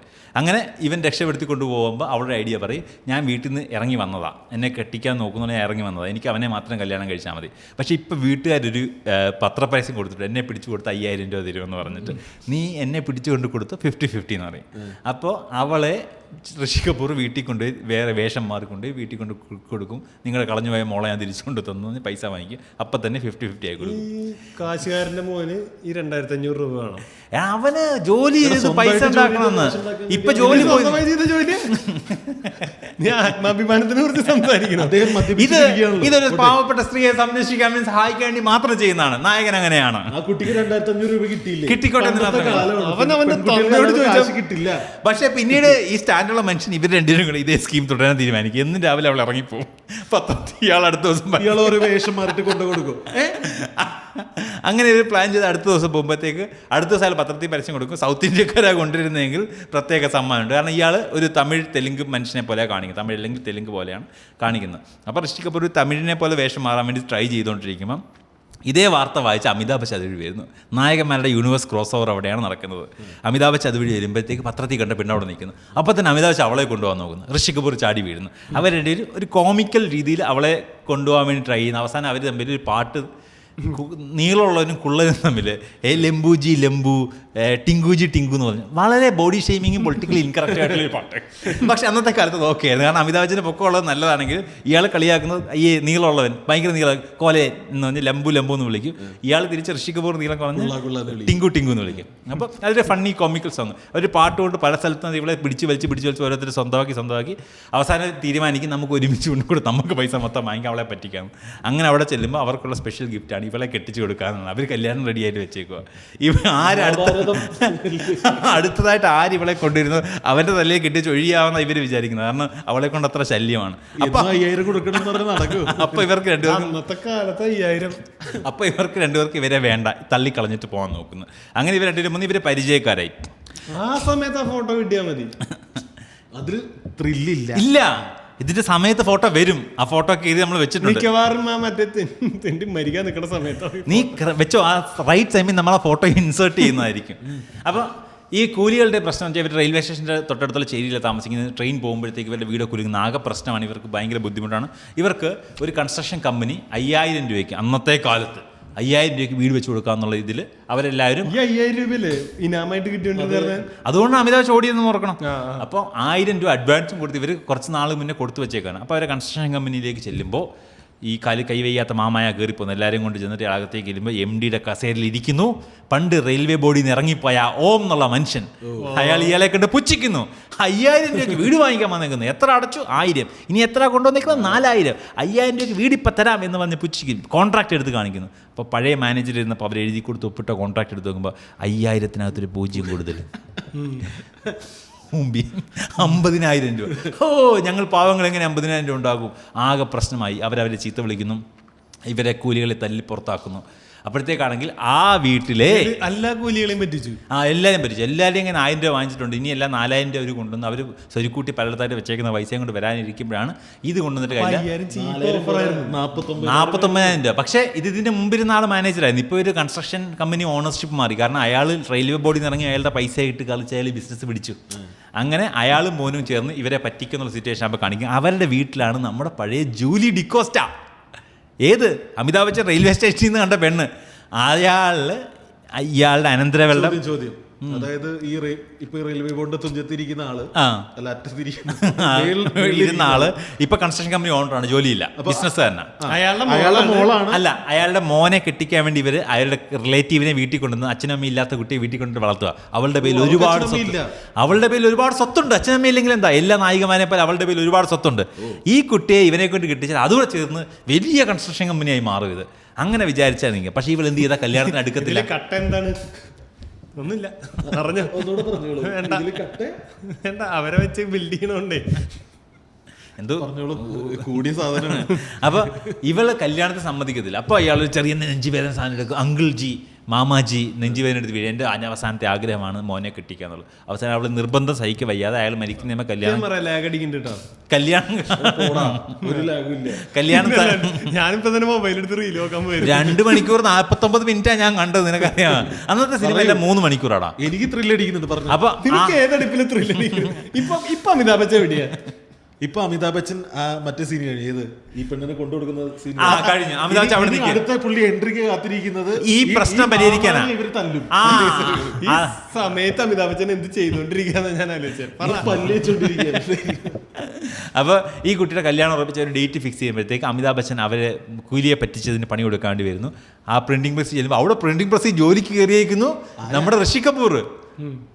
ജേർണലിസ്റ്റായ ഋഷി കപൂർ ജേർണലിസം ജോലി കിട്ടാതെ പ്രിന്റിംഗ് പ്രസ്സിൽ ജോലിക്ക് ചെയ്യുന്നു. അവിടെ ചെന്നിട്ട് എന്തോ ചെറിയ നമ്പർ ഒരു പ്ലാൻ ചെയ്യുന്നു. അങ്ങനെ കല്യാണക്കാർ ഓൾറെഡി ഫ്രണ്ട്സായി കഴിഞ്ഞവർ ഒരു പാട്ടൊഴി ഫ്രണ്ട്സായി അവിടെ ചെന്നത് നമ്പർ ഇടുന്നു. അപ്പോൾ കല്യാണ ദിവസം എത്തി. ഇവർ കല്യാണത്തിന് ഗസ്റ്റുകളും വലിയ അതിഥികളൊക്കെ വരുമെന്ന് കാത്തിരിക്കുക. അങ്ങനെ കാത്തിരിക്കുമ്പോൾ അവിടേക്ക് വരുന്ന മൊത്തം കൂലികളാണ്. കാരണം കൂലികളുടെ കയ്യിലാണ് മൊത്തം കാർഡുകളും. അവരുടെ എല്ലാം കാർഡുണ്ട്. അവരകത്തേക്ക് കയറി വരുന്നു. ഇവർ വിളിച്ച് ആരും വരുന്നില്ല. അവരെ വിളിച്ച് ചോദിക്കുമ്പോൾ അവരെല്ലാം പറയുന്നത് അടുത്ത മാസം 21-നല്ലേ കല്യാണമെന്ന്. ഓ, തന്ത്രപരമായ നീക്കം. പ്രിൻറ്റിംഗ് പ്രസ് ഇടപെട്ടിട്ട് ഡേറ്റ് മാറ്റിയാണ് എല്ലാവർക്കും അയക്കാനുള്ള കത്ത് അയച്ചേക്കുന്നത്. ഈ മണ്ടന്മാരെ നോക്കാതെ എല്ലാവർക്കും അയച്ചു. അങ്ങനെ ആരും കല്യാണത്തിന് വന്നിട്ടില്ല, കൂലികൾ മാത്രമേ ഉള്ളൂ. അവിടെ കിടന്ന് അമിതാഭ് ബച്ചൻ അഴിഞ്ഞാടി അവിടെ തകർത്ത് മൊത്തം അടിച്ച് നശിപ്പിച്ച് ആ വീട് കൊടുക്കാത്തതിന് പകരമായിട്ട് അവരുടെ വീട് നശിപ്പിച്ചിട്ട് ആ പെണ്ണിനെ പിടിച്ച് അമിതാഭ് ബച്ചൻ കൊണ്ടു. സ്വത്ത് കിടക്കല്ലേ. അമിതാഭ് ബച്ചൻ അവളെ കബ്സയിലാക്കി എടുത്തുകൊണ്ട് പോകും. വില്ലനെ അടിച്ച് നിലംപരിച്ചാക്കിയിട്ട് കയ്യിലാക്കി. അമിതാഭ് ബച്ചൻ ഇങ്ങനെ അവളെ എടുത്ത് ഇങ്ങനെ തോളത്ത് പൊക്കിയിട്ടുണ്ട്. അമിതാഭ് ബച്ചൻ്റെ കൂലി ഗറിലേക്ക് കൊണ്ടുപോകും. ആ ചെറിയ ഹട്ടിനകത്ത് കൊണ്ടിട്ട് അവളെ എടുത്ത് കെട്ടിയിടും. അമിതാഭ് ബച്ചൻ അത്ര മാച്ചാണ്. അവരൊന്നും ഇപ്പോഴും ഫൈറ്റാണ്. ആ ഫൈറ്റിനോടിലാണ് അവർക്ക് ഇഷ്ടം ഉണ്ടാകുന്നത്. അതാണ് നമ്മൾ കുട്ടിശങ്കരല്ലേ വലിയ ശങ്കരനെ അതായത് ഒരു മൂലക്ക് വീട്ടിൽ കൊണ്ട് കെട്ടിയിട്ടിട്ട് അമിതാഭ് ബച്ചൻ നമ്മൾ എന്ത് ലെസണാണ് എടുക്കുന്നത്. ഇനി ഞാൻ പറയാൻ പോകുന്നത് നിങ്ങൾ ഇതുവരെ കണ്ടിട്ടില്ലാത്ത സീനാണ്. അങ്ങനെ അവളെ കെട്ടിയിട്ട് അമിതാഭ് ബച്ചൻ എഗ് ബുർജി ഉണ്ടാക്കാൻ വേണ്ടി റേഡിയോയിൽ എഗ് ബുർജി ഉണ്ടാക്കുന്നതിന്റെ റെസിപ്പി എന്നിട്ട് അമിതാഭ് ബച്ചൻ ഇങ്ങനെ എഗ്ഗ് പൊട്ടിക്കാൻ വരുമ്പോഴത്തേക്ക് അവൾ അവിടെ നിന്ന് ഇങ്ങനെ അതിരിക്കുമ്പോഴത്തേക്ക് ഇനി നിങ്ങൾ രണ്ട് കൈയും ആ സീൻ ശരിക്കും ഇത് ആ ഇംഗ്ലീഷ് സിനിമയുടെ കോപ്പിയാണ്. ബോയിങ് സീൻ ശരിക്കും മലയാളവും കോപ്പി അടിച്ചിരിക്കുന്ന ഒറിജിനൽ മൂവിയാണ്. അത് 70-കളിലെ സിനിമയായിരിക്കും. ആ സീൻ അതുപോലെ തന്നെ ഇവർ ഇതിനകത്ത് കോപ്പി ചെയ്തിട്ടുണ്ട്. അമിതാഭ് ബച്ചൻ അവിടെ നിന്ന് യോഗയും മുട്ടയും ഒരുമിച്ച് ചെയ്യുന്ന ആ സീനകത്ത് അമിതാഭ് ബച്ചൻ കുടുങ്ങിക്കിടക്കും. അവൾ അവിടുന്ന് ഇറങ്ങി വന്ന് രക്ഷപ്പെടാൻ നോക്കുമ്പോഴത്തേക്ക് പരുന്ത് വീണ്ടും വരുന്നു. അവളെ പുറത്തേക്ക് വിടാതെ പരുന്ത് വെളിയിൽ നിന്ന് കാവലാവും. എന്നിട്ട് പരുന്ത് കൊത്തി കീറുമെന്ന് പറയുമ്പോഴത്തേക്ക് അവൾ പേടിച്ച് അമിതാഭ് ബച്ചൻ്റെ കുരുക്ക്. അമിതാഭ് ബച്ചൻ ഇങ്ങനെ കിടക്കുക. ആലോചിച്ചു 6 അടി പൊക്കമുള്ള മനുഷ്യൻ ഇങ്ങനെ കിടക്കുക. എന്നിട്ട് അമിതാഭ് ബച്ചൻ അഴിച്ചു വിടും. ആ കുരുക്കിന്റെ കപ്സയിൽ ആ പെണ്ണിനെ കപ്സയുമായി കൊണ്ടുപോയി അമിതാഭ് ബച്ചൻ വെറും കപ്സയായി ഇവിടെ കിടക്കുകയാണ്. എന്നിട്ട് അമിതാഭ് ബച്ചൻ പുറത്തേക്ക് പോയി അവളെ റൂമിലാക്കി പുറത്തേക്ക് പോകുമ്പോഴത്തേക്ക് അങ്കിൾ ജി വരും. കൈ വയ്യാത്ത ആൾ വന്നിട്ട് പറയും അവരങ്ങനെയൊക്കെ കാണിക്കുന്നുള്ളൂ. അവനൊരു പാവ മനുഷ്യനാണ്, അവനൊരു നന്മയുള്ളവൻ. ഇതൊക്കെ ചെയ്യുന്ന ആർക്ക് വേണ്ടിയാ? ഞങ്ങൾക്ക് വേണ്ടിയാ. ഞങ്ങളുടെ അവസ്ഥ കണ്ടെന്ന് പറയാം. ശരിക്കും അവർക്ക് അപ്പോൾ ഒരു ട്രെയിൻ പോകുമ്പോഴത്തേക്ക് ഇതൊക്കെ കുലുങ്ങി വീട് വീഴാൻ പോകുന്ന ലെവലാവും. അപ്പോൾ അവർക്ക് കാര്യം മനസ്സിലായി ഇവരുടെ പ്രശ്നം. അവൾ അവിടെ പോയി ഇവർക്ക് വേണ്ടി വഴക്കുണ്ടാക്കും. ഇവർക്ക് ഈ വീട് കൊടുക്കണം, ഇവർക്ക് വീട് പറഞ്ഞ എഗ്രിമെൻ്റ് പ്രകാരം 50,000 തിരുത്താതെ 5,000 തന്നെ കൊടുക്കണമെന്ന് അവർ വാശി പിടിക്കുമ്പോൾ കല്യാണം കഴിക്കാമെങ്കിലും അങ്ങനെ കൊടുക്കാമെന്ന് അയാളൊരു വാക്ക് പറയും.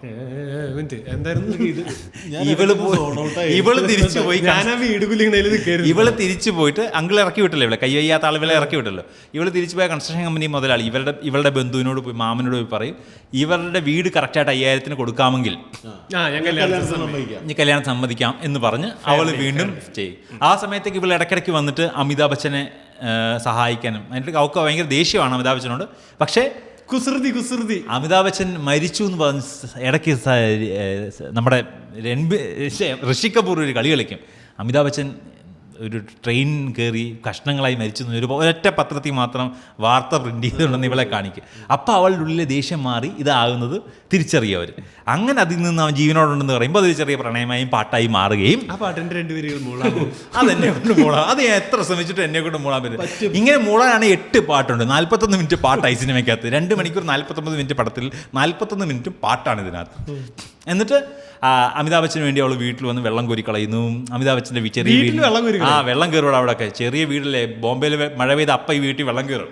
അപ്പൊ ഇവളൊരു ബക്കറ്റുമായിട്ട് വരും. ഇവർക്ക് അന്ന് ഡാം അന്ന് തുടങ്ങി വെള്ളംകളി. നിനക്കൊക്കെ തമാശ ഒരു കാലഘട്ടത്തെ പ്രസിപ്പിച്ച സിനിമയുടെ കഥ പറയുമ്പോൾ. എന്നിട്ട് അവർ തമ്മിൽ അവളുടെ റിച്ച് ലൈഫിനിടയ്ക്ക് അവൾക്ക് പാവങ്ങളിലുള്ള സഹതാപവും മമതയും കണ്ടിട്ട് അമിതാഭ് ബച്ചൻ അവളുടെ ദേഷ്യം മാറ്റി വെച്ച് പ്രണയിക്കാമെന്ന് തീരുമാനിക്കുന്നു. അതേസമയമാണ് ഇവൾ പോയി കൂലികൾക്ക് വേണ്ടി ഈ വീടിൻ്റെ കരാറ് സെറ്റാക്കി വന്നു 5000 രൂപ കൊടുക്കാമെന്ന്. അപ്പോൾ ഈ കൂലികളെല്ലാവരും കൂടെ 5000 രൂപയിൽ ഒന്നിപ്പിക്കാൻ അവർ പല സ്ഥലത്ത് ചൊരുക്കൂട്ടി വെച്ച പൈസ എടുക്കാൻ വേണ്ടി അവർ പോകുന്നത് ബോബ് ചിറ്റ് ഫണ്ടിലേക്കാണ്. ഈ ബോബ് ആരാണ്? സഫർ പണ്ട് ലണ്ടനിൽ പോയപ്പോൾ നാട്ടിലെ കുൽസിതങ്ങളായ ചിറ്റ് പരിപാടികളും കള്ളപ്പണങ്ങളുടെ ഇടപാടുകളും ഏൽപ്പിച്ച അമിതാഭ് ബച്ചൻ്റെ അങ്കിളുടെ കൈ വെട്ടിക്കളഞ്ഞ, അമിതാഭ് ബച്ചൻ്റെ ഫാമിലി ഫണ്ടിൻ്റെ കൈ വെട്ടിക്കളഞ്ഞ ആ മനുഷ്യനാണ് ബോബ്. നമ്മുടെ പുനീത് ഇസാർ അയാളുടെ ചിറ്റ് ഫണ്ടിലാണ്. അപ്പോഴത്തേക്ക് സഫറിന് നാട്ടിൽ ഇയാളുടെ സ്ഥാപനങ്ങൾക്കെതിരെ റെയ്ഡ് നടക്കുന്ന അറിഞ്ഞ് ഇവിടുത്തെ പൈസ മൊത്തം മാറ്റാൻ വേണ്ടി ഇയാളുടെ അസിസ്റ്റൻറ്റിനെ കണ്ണ് കാണാത്ത പണ്ട് പരുന്ത് കണ്ണ് കുത്തിപ്പറിച്ച മനുഷ്യനെ ഇങ്ങോട്ടേക്ക് വിട്ടു. ഇയാൾ ഇവിടെ വന്നുള്ള പൈസ എല്ലാം എടുത്ത് പോകുന്നത് ഋഷി കപൂർ കാണും, അച്ഛൻ്റെ ഫ്രണ്ടാണല്ലോ. അപ്പോൾ അവനറിയാം, അപ്പോൾ അച്ഛൻ കള്ളനാണെന്ന് മനസ്സിലായി. അച്ഛൻ കള്ളത്തരം പറഞ്ഞ് ആൾക്കാരെ പറ്റിക്കാൻ അവനറിയാം. ഋഷി കപൂർ ഇതൊക്കെ ഫോട്ടോ എടുത്ത് ഇതൊക്കെ റെക്കോർഡ് ചെയ്ത് ഇത് പുറത്താക്കുമെന്നാകുമ്പോൾ ഋഷി കപൂറിനെ അവർ പിടിച്ച് പൂട്ടിയിടും. എന്നിട്ട് ഈ പൈസയും കൊണ്ട് രക്ഷപ്പെടാൻ പോകുമ്പോൾ കൂലികളെല്ലാം അവിടേക്ക് വന്നു അവരുടെ പൈസ കൊണ്ടുവരിക്കാൻ അവർ തടയുന്നു. അവരെ അടിച്ച് ഒതുക്കി ഇവർ രക്ഷപ്പെടാൻ പോകുമ്പോൾ ഒരു മതിൽ തല്ലിപ്പൊളിച്ച് അമിതാഭ് ബച്ചൻ ഇങ്ങനെ പറന്നൊരു മേശപ്പുറത്ത് ഇങ്ങനെ വന്ന് വീഴും. അപ്പം നമ്മൾ വിചാരിക്കും ആ മേശപ്പുറത്ത് വീഴപ്പോഴാണ് അമിതാഭ് ബച്ചന് പരിക്ക് പറ്റുന്നത്. അല്ല, ആ മേശപ്പുറത്ത് വീണപ്പോഴല്ല അമിതാഭ് ബച്ചന് പരിക്ക് പറ്റിയത്. അമിതാഭ് ബച്ചൻ അത് കഴിഞ്ഞൊരു മേശപ്പുറത്ത് വീഴും. അപ്പം നമ്മൾ വിചാരിക്കും അവിടെയാണ് പരിക്ക് പറ്റിയത്. അവിടെയല്ല പരിക്ക് പറ്റിയത്, അത് കഴിഞ്ഞൊരു മേശപ്പുറത്തേക്ക് വീഴും. അപ്പോൾ കറക്റ്റായിട്ട് ഫ്രീസ് ആവും. നിങ്ങൾ യൂട്യൂബിൽ എടുത്ത് നോക്കിയാൽ മനസ്സിലാവും. പടത്തിൻ്റെ പകുതിയൊക്കെ ആകുമ്പോൾ പുള്ളി ആ ഫൈറ്റിനകത്ത് മൊത്തം ഇങ്ങനെ ഫർണിച്ചർ തള്ളുന്നു, അതിൻ്റെ ഇടയിൽ കൂടെ ചാടുന്നു, ജമ്പ് ചെയ്യുന്നു, ഒഴിഞ്ഞു മാറുന്നു, ഇതൊക്കെ ചെയ്യുന്നുണ്ട്. പുള്ളിയുടെ ഒരു ടൈമിംഗ് തെറ്റും. നായകനെ ചേർത്ത് പിടിച്ച് വില്ലൊരു വയറ്റത്ത് ഇടിയിടിക്കും. അപ്പം വില്ലനെ നായകനെ തള്ളി മാറ്റും, അയാൾ തിരിച്ചൊരു ഇടിയിടിക്കും. അപ്പോൾ ഈ തെറിച്ച് അമിതാഭ് ബച്ചൻ ഒരു മേശപ്പുറത്തേക്ക് പോയി വീഴണം. പക്ഷേ അതൊരു ഇരുമ്പ് മേശയുടെ സൈഡിലേക്ക് പോയി, അതായത് ഇത്തിരി ടൈമിംഗ് തെറ്റിയിട്ട് പുള്ളി വീഴുമ്പം നടുക്കോട്ട് പോയി വീഴാതെ അറ്റത്ത് പോയി വയറിടിച്ചാണ് വീഴുന്നത്. ആ വീഴ്ചയിൽ പുള്ളിയുടെ സ്പ്ലീൻ ഇഞ്ചുറി പറ്റും. സ്പ്ലീൻ റിമൂവ് ചെയ്യും, ഫസ്റ്റ് ഇഞ്ചുറി. അതും സിനിമയെ കാണിക്കുന്നില്ല കേട്ടോ. അല്ല, പുള്ളിക്ക് സത്യം പറഞ്ഞാൽ പുള്ളി ഡ്യൂപ്പ് ഉപയോഗിക്കാത്ത മനുഷ്യനാണ്. അങ്ങനെ ഉണ്ടായിരുന്നു. കുറേയൊക്കെ ഉപയോഗിക്കും, കുറച്ചൊക്കെ തന്നെ ചെയ്യും. എല്ലാവരും അന്നൊക്കെ അതൊരു ഹരമായിരുന്നു. അന്നൊക്കെ നടൻ ജയന്റെ കേസിൽ അങ്ങനെ കേട്ടിട്ടുണ്ട്. ഇവരത്രയും കാര്യമായിട്ട് ഫൈറ്റൊക്കെ ചെയ്യുന്ന അത്രയും സ്റ്റാറിനെ പിടിച്ചു വന്നിട്ടുണ്ട്. ഇവർക്ക് അതൊക്കെ ഭയങ്കര ഇഷ്ടമായത്. അങ്ങനെയൊക്കെ ഇവരൊക്കെ കുറേ ആക്ടേഴ്സ് അങ്ങനെ ചെയ്യുമായിരുന്നു. അത് പുള്ളിയുടെ പഴയ ഒരു ബ്രാൻഡിങ് ആയിരുന്നു. പണ്ട് അതൊരു ഒരു ഒരു വലിയൊരു സംഭവമാണ്. അതായത് ഒരു നായകനെ ഇപ്പം ലാലേട്ടനെ പറയും ഡൂപ്പില്ലാതെ സ്റ്റണ്ട് ചെയ്യുന്ന ആള്, ആ ടെക്നിക്ക് യൂസ് ചെയ്യുന്നതിനേക്കാൾ, അതായത് ടെക്നിക്കൽ ചെയ്യുന്നതിനേക്കാൾ അയാൾ തന്നെ ചെയ്താൽ അതിനൊരു ഇതുണ്ടായിരുന്നു. അപ്പം ആ സിനിമയ്ക്ക് ആ മാർക്കറ്റും ഉണ്ടായിരുന്നു. അപ്പോൾ അതുകൊണ്ടായിരിക്കും പുള്ളി അത്ര ആക്ഷൻ ചെയ്തുകൊണ്ടിരുന്നത്. ആ ഫൈറ്റിനിടയ്ക്ക് ശരിക്കും ഇതുണ്ടാകുന്നത്. ആൻഡ് ഈ ഫൈറ്റിനിടയ്ക്ക് സ്വാഭാവികമായിട്ട് ഇവരെല്ലാം അടിച്ച് ഒതുക്കി ഒരു മൂലയ്ക്കാക്കിയിട്ട് ഋഷി കപൂറിനെ കെട്ടിയെടുത്തു നിന്ന് മോചിപ്പിച്ചുകൊണ്ട് വരും. എന്നിട്ട് അവരൊന്നിച്ചിരിക്കുമ്പോഴത്തേക്കാണെങ്കിൽ ഋഷി കപൂർ അമ്മയെപ്പറ്റി പറയും, അമിതാഭ് ബച്ചൻ അമ്മയെപ്പറ്റി പറയുമ്പോൾ ഋഷി കപൂറിൻ്റെ ജേർണലിസ്റ്റ് ബുദ്ധി കൊണ്ടുവരും. ഞാൻ അമ്മയുടെ ഡീറ്റെയിൽസ് വെച്ചൊരു വാർത്ത കൊടുക്കുക, അമ്മയെ നമുക്ക് കണ്ടുപിടിക്കാന്ന് പറയും. അമ്മയുടെ പേര് ചോദിക്കുക. അപ്പോൾ അമ്മയുടെ പേര് സൽമ. എൻ്റെ അമ്മയുടെ പേര് സൽമ. വേറെ എന്തെങ്കിലും പറയും. അപ്പോൾ അമ്മ ഇന്ന സ്ഥലത്തു നിന്നുള്ളവളാണ്. എൻ്റെ അമ്മ ആ സ്ഥലത്തു നിന്നുള്ളവളാണല്ലോ. എന്നിട്ട് ഇങ്ങനെ ഋഷി കപൂർ പതുക്കെ പെട്ടി തിരിച്ചിട്ട് എൻ്റെ അമ്മ ഇതാണ്, നിങ്ങളുടെ അമ്മ, എൻ്റെ അമ്മയും നിൻ്റെ അമ്മയും ഒരേ അമ്മ. അങ്ങനെ അവർ ചേട്ടനും അനിയനും ആണെന്ന് അവർ വിചാരിക്കും. അല്ലല്ലോ, അത് മറ്റേയാൾ വെറുതെ കൊണ്ടു കൊടുത്ത കുട്ടിയല്ലേ. അല്ലാണ്ട് ബയോളജിക്കൽ. പക്ഷെ ബച്ചൻ ബയോളജിക്കലും മറ്റേത് വളർത്തിയതും. അപ്പൊ അമ്മയെ കാണാൻ വേണ്ടി ബച്ചനാണെങ്കിൽ ഇവരുടെ അമ്മയും അച്ഛനും വന്നിട്ടുണ്ടെന്ന് പറയും. ബച്ചൻ ഓടി അവരുടെ വീട്ടിലേക്ക് പോകും. ബച്ചനെ കാണുമ്പോഴത്തേക്ക് മറ്റേവരും മനസ്സിലായി ഇത് ഒറിജിനൽ തന്തയാണ്, മോനാണെന്ന്. പക്ഷെ തള്ളയ്ക്ക് അറിയത്തില്ല. തള്ള ഇങ്ങനെ അവർ ഇത്രയും വർഷമായിട്ട് അവരെ ഓർമ്മ തിരിച്ചു വരാതെ സംസാര ശേഷി ഇല്ലാത്തവരാക്കി തന്നെ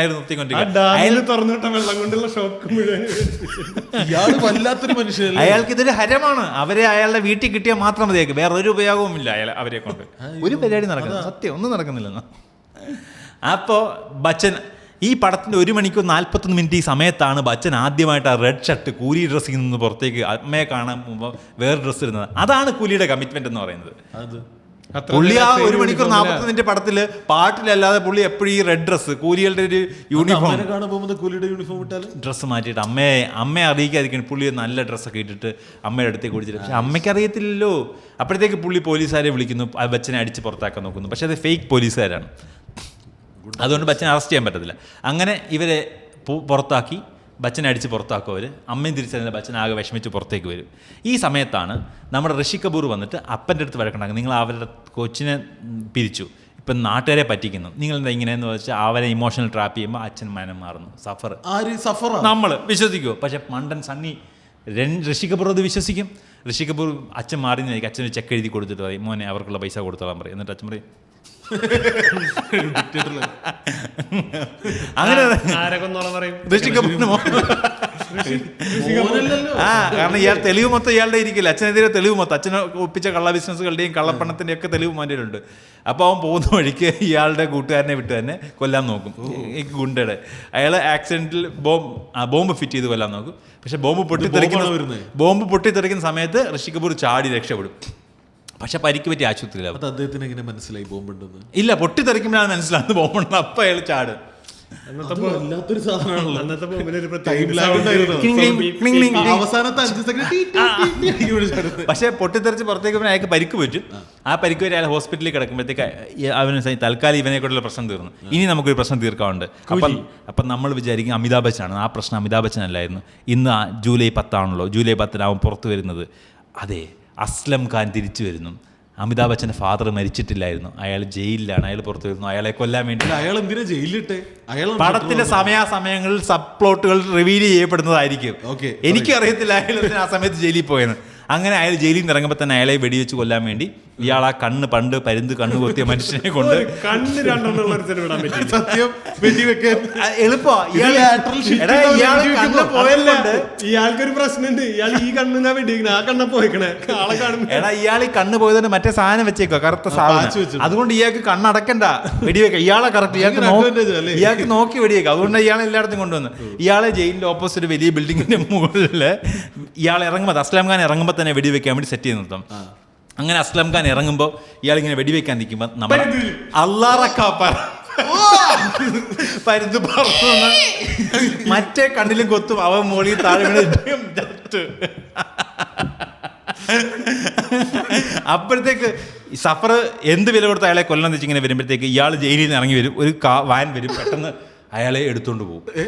അയാളെ തട്ടിക്കൊണ്ട് സഫർ എന്ത് ചെയ്യണം എന്നറിയാൻ നിൽക്കുമ്പോൾ ആ വാനിനകത്ത് ഞാൻ ഓരോ ടെസ്റ്റുകൾ പുറത്ത് ആ വാനിനകത്ത് ജൂലി ഡിക്കോസ്റ്റ, നമ്മുടെ നായിക, അമിതാഭ് ബച്ചന്റെ നായിക. മറ്റേവള് കുടിച്ച് നടക്കുക, അവളെ ഇടയ്ക്കിടയ്ക്ക് കാണിക്കത്തില്ല. മനസ്സിലായിട്ടില്ല. ഇല്ല, ഇയാൾ നേരെ സെമിത്തേരിയിലേക്ക് കൊണ്ടുപോയിട്ട് ജോൺ ഡിക്കോസ്റ്റാണ് സെമിത്തേരി കല്ലറയുടെ ഫ്രണ്ടിൽ കൊണ്ടുവന്ന് അസ്ലം ഖാനെ ഇറക്കിയിട്ട് തോക്കെടുത്ത് പറയും, എൻ്റെ അച്ഛനെ കൊന്ന് നിങ്ങളെ ഞാൻ കൊല്ലാൻ പോവുകയാണ്. ജൂലിയുടെ അച്ഛനമ്മയും മരിച്ചാന്ന് പറഞ്ഞിട്ടുണ്ടല്ലോ. ജൂലിയുടെ അച്ഛനും അമ്മയും അച്ഛനെ കൊന്നത് ഇയാളാണ്. അതിന് അയാൾ ജയിലിൽ കിടക്കുന്നത്. അപ്പോൾ വീണ്ടും കാണിക്കും അയാൾ വെള്ളത്തിൽ വീണ് അയാളുടെ ഓർമ്മ പോയിട്ട് അയാൾ ഒഴുകിയ ഒരു സ്ഥലത്ത് ചെന്ന് ആരും ഇല്ലാത്ത ഓർമ്മ പോയവരുടെ എല്ലാം ഓർമ്മ കൂടി നമ്മൾ വെച്ചാൽ കഥ മനസ്സിൽ ഇല്ല. എന്നാലും നിൽക്കത്തില്ല, എന്റെ പോലെ മനസ്സിൽ കഥ മൊത്തം ഇല്ല. ഞാൻ കിട്ടുന്നിടത്ത് ഞാൻ പറയുക വെള്ളം കുറച്ച് കുടിച്ചപ്പോൾ അയാളുടെ ഓർമ്മ പോയി. ഇല്ല, അയാളിനെ തലയിടിച്ച് അയാൾ ഇവിടെ ചെന്നു.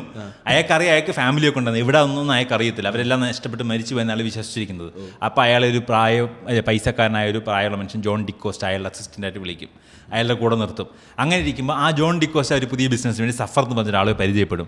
അവരുടെ ബിസിനസ്സിൽ എന്തോ പ്രശ്നം വേണം. ജോൺ ഡിക്കോസ്റ്റ ഒരു ദിവസം സഫറിനെ വീട്ടിലേക്ക് വിളിക്കുമ്പോൾ സഫറിന് മനസ്സിലാവും എൻ്റെ കള്ളത്തരം ജോൺ ഡിക്കോസ്റ്റ പൊളിക്കും. അപ്പോൾ ജോൺ ഡിക്കോസ്റ്റെ ടിഷ്യൂ 2 വെടി. അപ്പോഴത്തേക്ക് ഓടി വരുന്ന അസ്ലം ഖാൻ്റെ കയ്യിലേക്ക് ജോൺ ഡിക്കോസ്റ്റ് സഫർ തോക്കിട്ട് കൊടുക്കുന്നു. ആ തോക്ക് വാങ്ങിച്ച് നിൽക്കുന്ന അയാളെ കണ്ടുകൊണ്ട് ജൂലി എന്ന് പറഞ്ഞ കൊച്ചു പെൺകൊച്ചി ഇറങ്ങി വരുന്നു. പോലീസിന് അറസ്റ്റ് ചെയ്യുന്നു. അപ്പോൾ അവളുടെ മനസ്സിൽ തോക്ക് മേടിച്ച് പോയ സാധനല്ലേ, അങ്ങനെയല്ലേ തോക്ക് മേടിച്ചത്? അങ്ങനെയില്ല, എന്നാലും ഇതൊക്കെ ആ ലെവലിൽ ഇയാൾ ജയിലിലായത് ഇവളുടെ അച്ഛനെ കൊന്ന കേസിൽ. അതുകൊണ്ട് ഇവൾ വിചാരിച്ചേക്കുന്നത് ഇയാളാണ്. അപ്പം ഇയാളെ കൊല്ലാൻ വേണ്ടിയാണ് ഇവൾ ജീവിക്കുന്നതിന്. പക്ഷെ അപ്പൊ ഇയാൾ ഈ കഥ പറയും അല്ലല്ല, അതെന്ത് കുടിച്ചല്ലേ അവളെ കുറിച്ച് നമുക്ക് കുറെ നേരമായിട്ട് അറിയില്ല. അപ്പൊ ഇവളാണ് മറ്റേ കൺസ്ട്രക്ഷൻ കമ്പനിയില് മുതലാളി.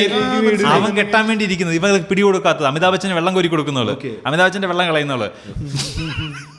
അപ്പോ ഇവൾക്ക് സത്യം മനസ്സിലായല്ലോ. അപ്പൊ ഇവള് അസ്ലം ഖാനെ വെറുതെ വിടും. അസ്ലം ഖാൻ പുറത്തേക്ക് പോകുന്നു, അനാഥനായിട്ട് ഇങ്ങനെ അലഞ്ഞിരിഞ്ഞ് നടക്കുന്നു. ഇവള് തിരിച്ചു വന്നിട്ട് ഇവർക്ക് എല്ലാവർക്കും വീട് സെറ്റ് ചെയ്ത് കൊടുത്ത് ഇത് സെറ്റ് ചെയ്ത് ഇന്നത്തെ കാലത്ത് എന്തൊക്കെ പ്രശ്നങ്ങൾ ഇയാൾക്കപ്പോ അതിന് മുമ്പുള്ള ഓർമ്മയുണ്ടോ? ഉണ്ട്.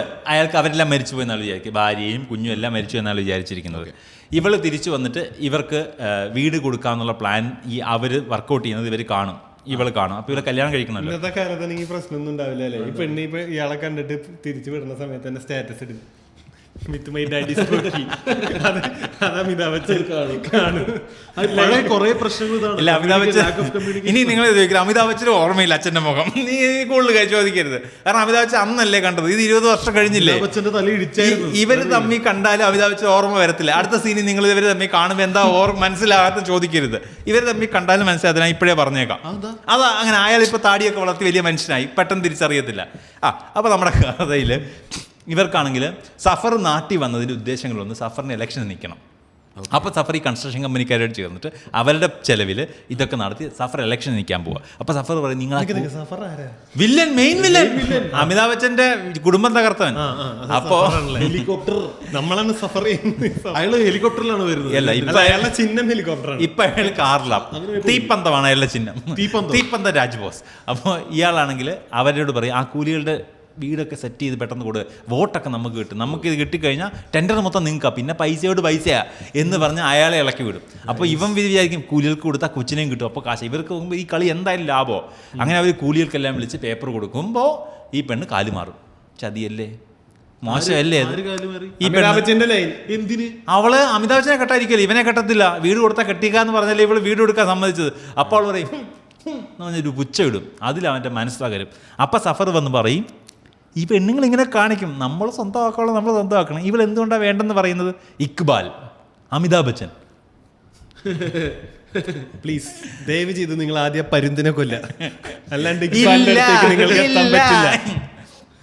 അപ്പം ഇത് വീട്ടിലിരുന്ന് പ്ലാൻ ചെയ്യുമ്പോൾ ഇത് അമ്മ കേൾക്കും. അമ്മയ്ക്ക് അപ്പോഴും അറിയത്തില്ല ഇത് ആരാണ്. പക്ഷേ ഒരു പാവം പയ്യനെ, ഒരു അനാഥന പയ്യനെ വെടിവെച്ച് കൊല്ലാൻ പ്ലാൻ ചെയ്യുന്ന അമ്മയെ അറിയും. അങ്ങനെ തീരുമാനിച്ച ഇവര് എല്ലാം മുകളിൽ കയറുന്നു. അപ്പോൾ ഇവൻ വിക്കി നേരിട്ട് പോകും, മറ്റേ കണ്ണുപൊട്ടം പോയല്ലോ, ഇനി വെടിവെക്കാൻ ആളില്ല. അപ്പോൾ ഈ കൺസ്ട്രക്ഷൻ കമ്പനിയിലെ ചെറിയ മോൻ വിക്കി, ഇവൻ നേരിട്ട് മേളിൽ കയറുന്ന അമിതാഭ് ബച്ചൻ പാട്ട് പാടി ഡാൻസ് ചെയ്യുന്നിടത്ത് വെടിവെക്കാൻ പോയി നിൽക്കുമ്പോൾ അവിടേക്ക് അമ്മ ഓടി വരും. ഇതാണ് അമ്മയാണ്. ഇവരുടെ വെടിയുണ്ട വരുന്നു, അമ്മ വരുന്നു, വെടിയുണ്ട വരുന്നു, അമ്മ വരുന്നു, വെടിയുണ്ട വരുന്നു, അമ്മ വരുന്നു. അങ്ങനെ 6 അടി പൊക്കത്തിൽ അമിതാഭ് ബച്ചൻ്റെ ഒറിജിനൽ അമ്മ ഇത് പറയാൻ വേണ്ടി ഓടി വരിക. ബോധോദയം വന്നിട്ടില്ല, ഒളിച്ചെന്ന് കേട്ടു.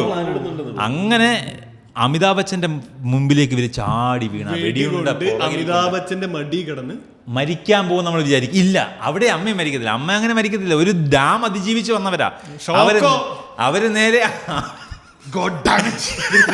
20 കൊല്ലത്തെ ഷോക്ക് അതിജീവിച്ചത്. അവർക്ക് എന്തൊരു വെടിയുണ്ടാ മെയില്. പക്ഷേ ഒരു പ്രശ്നമുണ്ട്, ഇവർ കോമയിലേക്ക് പോകും. ഏത് നിമിഷം എന്ത് സംഭവിക്കും? ഡോക്ടർ പറയും, ഡോക്ടർ നടന്നുകൊണ്ട് പറയും എന്ത് സംഭവിക്കും, നമ്മുടെ ചെയ്യാനുള്ളത് നമ്മൾ ചെയ്തു കഴിഞ്ഞു, ഇനിയും ചെയ്യാനുള്ളത് ദൈവത്തിനാണെന്നാണ്. അപ്പോൾ ഇങ്ങനെ അമിതാഭ് ബച്ചൻ വിചാരിക്കും ഞാൻ ഒത്തിരി നാളായി അള്ളാഹിനെ അറിയാതെ നടന്ന് ഈശ്വര ഞാൻ പാപങ്ങൾ ചെയ്ത് അസ്തഗ്ഫിറുല്ലാ ഞാൻ അമിതാഭ് ബച്ചൻ ഞാൻ ഹജ്ജ് ചെയ്തേക്കാണ്. അങ്ങനെ അമിതാഭ് ബച്ചൻ ഹജ്ജ് ചെയ്യാൻ എടാ നീ ഈ 2.25 മണിക്കൂറുണ്ട്, ഇതിനൊക്കെ എന്തെല്ലാം കാര്യങ്ങൾ ചെയ്തിട്ടാണ് ഞങ്ങൾ ഹജ്ജിന് പോകാൻ വേണ്ടി പോവാ, കപ്പലിലാണ് പോകുന്നത്. അപ്പം നിങ്ങൾ വിചാരിക്കും ഈ കപ്പലിലൊക്കെ പോയിട്ട് കാര്യങ്ങൾ 2.25 മണിക്കൂർ തീരുന്നു. അവിടെയും ടിസ്റ്റുണ്ട്. അമിതാഭ് ബച്ചൻ ഹജ്ജ് ചെയ്യാൻ വേണ്ടി പേപ്പറും ടിക്കറ്റും ഒക്കെ എടുത്ത് ഇങ്ങനെ പോകുമ്പോഴത്തേക്ക് ഒരു ചുമ. അപ്പോൾ ഹജ്ജിൻ്റെ മെഡിക്കൽ ഓഫീസർ വന്നിട്ട് നിങ്ങൾക്ക് മാരകമായ പനിയോ ഫീവറോ എന്തോ ആണ്, അപ്പോൾ നിങ്ങൾ പോകാൻ പറ്റത്തില്ലെന്ന് പറയും. അപ്പം എൻ്റെ അമ്മ വയ്യാതൊക്കെ എനിക്ക് പോകണമെന്ന് പറയും. അപ്പോൾ ഒരു മൊല്ലാക്ക അവിടെ അള്ളാഹുവിൻ്റെ സമക്ഷത്തിൽ ചെല്ലണമെന്നുള്ള അമിതാഭ് ബച്ചൻ അതിയായ വിശ്വാസത്തെ ചോദ്യം ചെയ്യരുത്, ഇത് ഞങ്ങൾ മതവികാരത്തെ വ്രണപ്പെടുത്തരുത് കേട്ടോ, പറ്റില്ല. അപ്പം അമിതാഭ് ബച്ചൻ ഇങ്ങനെ വിഷമിച്ചിരിക്കുമ്പോൾ ഒരു മൊല്ലാക്ക വന്നിട്ട് പറയും ഇവിടെ ഒരു ഫക്കീറായ മനുഷ്യൻ, പാവപ്പെട്ട മനുഷ്യൻ, ഫക്കീർ ഒന്നും അനാഥനായ ആരും ഇല്ലാത്ത പൈസ മനുഷ്യൻ ഹജ്ജിന് പോകണമെന്ന് ആഗ്രഹമുണ്ട്, പക്ഷെ അയാൾക്ക് ടിക്കറ്റും പൈസയില്ല. നിന്റെ ടിക്കറ്റും പൈസയുണ്ട്, പക്ഷെ നിനക്ക് ചുമയുണ്ട്. നിനക്ക് ഇത് അല്ലാതെ തീരുമാനമാണ്. നിനക്ക് ഈ പനി വന്നത് അയാൾക്കത് പോകാൻ വേണ്ടി, നീ ഇത് അയാൾക്ക് കൊടുത്ത് അയാൾ പോകും. നിന്റെ അമ്മയ്ക്ക് വേണ്ടി ദുആ ചെയ്യാൻ അയാളോട് പറഞ്ഞാൽ മതി. അങ്ങനെ അമിതാഭ് ബച്ചൻ ആ ചെല്ലുമ്പോഴത്തേക്ക് അത് അസ്ലം ഖാനാണ്. പക്ഷേ ഇയാൾക്ക് മോനെ അറിയില്ല, മോൻ അയാളെ അറിയില്ല. അങ്ങനെ ആ ഒരു വികാര തീവ്രമായ നിമിഷത്തിൽ അവരാ ടിക്കറ്റ് കൊടുത്തിട്ട് അയാളെ ഹജ്ജിന് പറഞ്ഞു വിടും. അയാളിങ്ങനെ ഹജ്ജിനേക്ക് പോകുമ്പോഴത്തേക്ക് മദീന വാലോ എന്ന് പറഞ്ഞ് തുടങ്ങുന്ന ഒരു ഈരടികളോട് കൂടിയുള്ള ഒരു ഭക്തിഗാനവുമായി അമിതാഭ് ബച്ചൻ്റെ ഒരു 6 മിനിറ്റ് സ്റ്റേജിൽ നിൽക്കുകയാണ്. ഈ സമയത്തൊക്കെ ആശുപത്രി കിടക്കയിൽ അമ്മ ജീവന് വേണ്ടി മൽപ്പിടുത്തം നടത്തുകയും അവിടെ മക്കയിലും മദീനയിലുമായി നടക്കുന്ന പ്രാർത്ഥനകൾ, ഇവിടേക്ക് വരുന്ന ആ വേവ് മൊമെൻറ്റുകൾ, ആ സമയത്ത് അമിതാഭ് ബച്ചനും കിഷോർ കുമാറും ചേർന്ന് ആലപിക്കുന്ന ആ ഗാനത്തിലൂടെ മദീന വാലോ കോ അല്ലാ, ആ പാട്ടിനൊടുവിൽ മെഡിക്കൽ മിറാക്കിൾ, മരിക്കാൻ കിടന്ന അമ്മ തിരിച്ചു വരുന്നു. നിനക്കൊക്കെ പുച്ഛമല്ലായിരുന്നോ? നിങ്ങളെ കർത്താവിനെ കൊണ്ട് പറ്റൂടാ നിങ്ങളെ വിഷ്ണുവിനെ കൊണ്ട് പറ്റും. അങ്ങനെ അമ്മ രക്ഷപ്പെടുന്ന അറിയുന്ന അമിതാഭ് ബച്ചൻ്റെ പ്രാർത്ഥനകളും അയാളുടെ ഹജ്ജും സ്വീകരിച്ചു. അല്ല അൽഹംദുലില്ലാ. അങ്ങനെ നിൽക്കുമ്പോൾ ഋഷി കപൂർ അവരെ അമ്മയും ഒറിജിനൽ അമ്മയും മോനെ വിട്ടിട്ട് ഒരുമിച്ചാക്കിയിട്ട് അവരെ ഒരുമിച്ച് സന്തോഷിച്ചോട്ടെ എന്ന് വിചാരിച്ച് പുറത്തേക്ക് ഇറങ്ങുമ്പോൾ പെട്ടെന്ന് മറ്റൊരു അറ്റാക്ക്. ഋഷി കപൂറിൻ്റെ വയറ്റത്തൊരു വേദന. ഋഷി കപൂർ വയറ് പിടിച്ച് നിലത്തേക്ക് വീഴുന്നു. അപ്പോഴത്തേക്ക് ഹോസ്പിറ്റലിൽ അഡ്മിറ്റ് ആവുന്നു. ഋഷി കപൂറിന് ഒരു മെഡിക്കൽ കുടിച്ച് ലിവർ പോയോ, വൃക്ക പോയിരുന്നു. അങ്ങനെ പോകും, എന്ത് വേണേലും പോവാം. അപ്പൊ കിഡ്നി പോയി. ഒരു മിനിറ്റ്, ഇയാളെപ്പോഴും കുടി തുടങ്ങി? അയ്യോ, മറ്റേ ദീപയെ കിട്ടാൻ വേണ്ടി ഇവർ രണ്ടുപേരും കുടിയോട് കുടിയല്ലേ. അയാൾ എപ്പോഴും കാണിക്കുമ്പോൾ അയാൾ കുടിക്കുന്നത്. അയ്യോ, എപ്പോഴും കുടിയാ, ഇയാളെ എപ്പോഴും കുടി കുടി കുടി കുടി കുടി കുടി. അങ്ങനെ ഹോസ്പിറ്റലാക്കും. അടുത്ത ബെഡിൽ കിടക്കുന്ന ആരാ? അല്ല, ഡോക്ടർ എന്നിട്ട് ചോദിക്കും, നിങ്ങൾ അവിടെ നിന്ന് കൊടുക്കുന്ന മെഡിക്കൽ മിറാക്കിൾ ബാക്കിയുണ്ടോ? ഇത് അച്ഛൻ അപ്പോഴത്തേക്ക് ഹോസ്പിറ്റലിൽ സഫറിന്റെ ഭാര്യ ഉണ്ടല്ലോ അവിടെ. അമിതാഭ് ബച്ചൻ വന്നെന്ന് വെച്ചാൽ സഫറിന് വരാതിരിക്കാൻ പറ്റത്തില്ലല്ലോ, സഫറും വരുന്നുണ്ട്. അപ്പോൾ ഡോക്ടർ പറയും, സഫർ നിങ്ങളുടെ മോനും ഹോസ്പിറ്റലിലാണ്, വരും നോക്കും, അവനൊരു കിഡ്നിയുടെ ആവശ്യമുണ്ട്. നിങ്ങൾ അച്ഛനല്ലേ, ഒരു കിഡ്നി അവന് കൊടുക്കും, ഒരു മനുഷ്യൻ ജീവിക്കാൻ 2 കിഡ്നിയുടെ ആവശ്യമില്ല. അപ്പം ഋഷി കപൂർ തൊട്ടൊരു മറയുടെ അപ്പുറത്ത് കിടക്കുന്നുണ്ടെന്നുള്ളത് ഓർക്കാതെ ആ മനുഷ്യൻ പറയും, ആ തെണ്ടി എൻ്റെ മോനല്ലാന്ന്. അവൻ എൻ്റെ മോനൊന്നുമല്ല, ഇനി ആണെങ്കിൽ തന്നെ ഞാൻ എൻ്റെ കിഡ്നി ഇനി ആണെങ്കിൽ ശരിക്കും ഡയലോഗിനെ, ഇനി ആണെങ്കിൽ തന്നെ ഞാൻ എൻ്റെ കിഡ്നി അവന് കൊടുക്കത്തില്ല. ഇത് കേൾക്കുന്ന ഋഷി കപൂറിന്റെ മനസ്സ് തകരും. ഇയാൾ എന്ത് ചെയ്യും? അതിന്റെ വിഷമത്തിന് കുടിക്കാൻ പറ്റും. നേരത്തെ കുടി തുടങ്ങി. ഇല്ല, അതിന്റെ വിഷമത്തിൽ ഋഷി കപൂർ പോയി വീണ്ടും കുടിക്കും. അപ്പോൾ ഹോസ്പിറ്റലിൽ ഋഷി കപൂറിനെ കാണാതെ അമിതാഭ് ബച്ചൻ ബാറിൽ പോകുമ്പോൾ ബാറിൽ നിന്ന് കുടിച്ച് കൂത്താടി നടക്കുന്ന ഋഷി കപൂർ എല്ലാവരുടെയും പോയി വിഷം പറയാം, അവനൊരു കിഡ്നി പോയതാ, മൈരം പിന്നെയും കുടിക്കുക. അമിതാഭ് ബച്ചൻ പിടിക്കുമ്പോഴത്തേക്ക് ഇങ്ങനെ തളർന്ന് വീഴും. അമിതാഭ് ബച്ചൻ ഹോസ്പിറ്റലിൽ കൊണ്ട് എടുത്തുകൊണ്ട് വരുമ്പോഴത്തേക്ക് വാതിക്കൽ ടാക്സിയിലാണെങ്കിൽ അമിതാഭ് ബച്ചനെ കൈ വയ്യാത്ത അങ്കിൾ വരും. അങ്കിളിങ്ങനെ അവനെ കൈ എടുത്ത് അകത്തേക്ക് പിടിച്ച് കിടത്തുമ്പോൾ അവൻ്റെ കാലിൻ്റെ അടിയിൽ ഒരു കറുത്ത പാട് കാണും. ആ കറുത്ത പാട് കാണുമ്പോൾ കൈ വയ്യാത്ത അങ്കിൾ പറയും,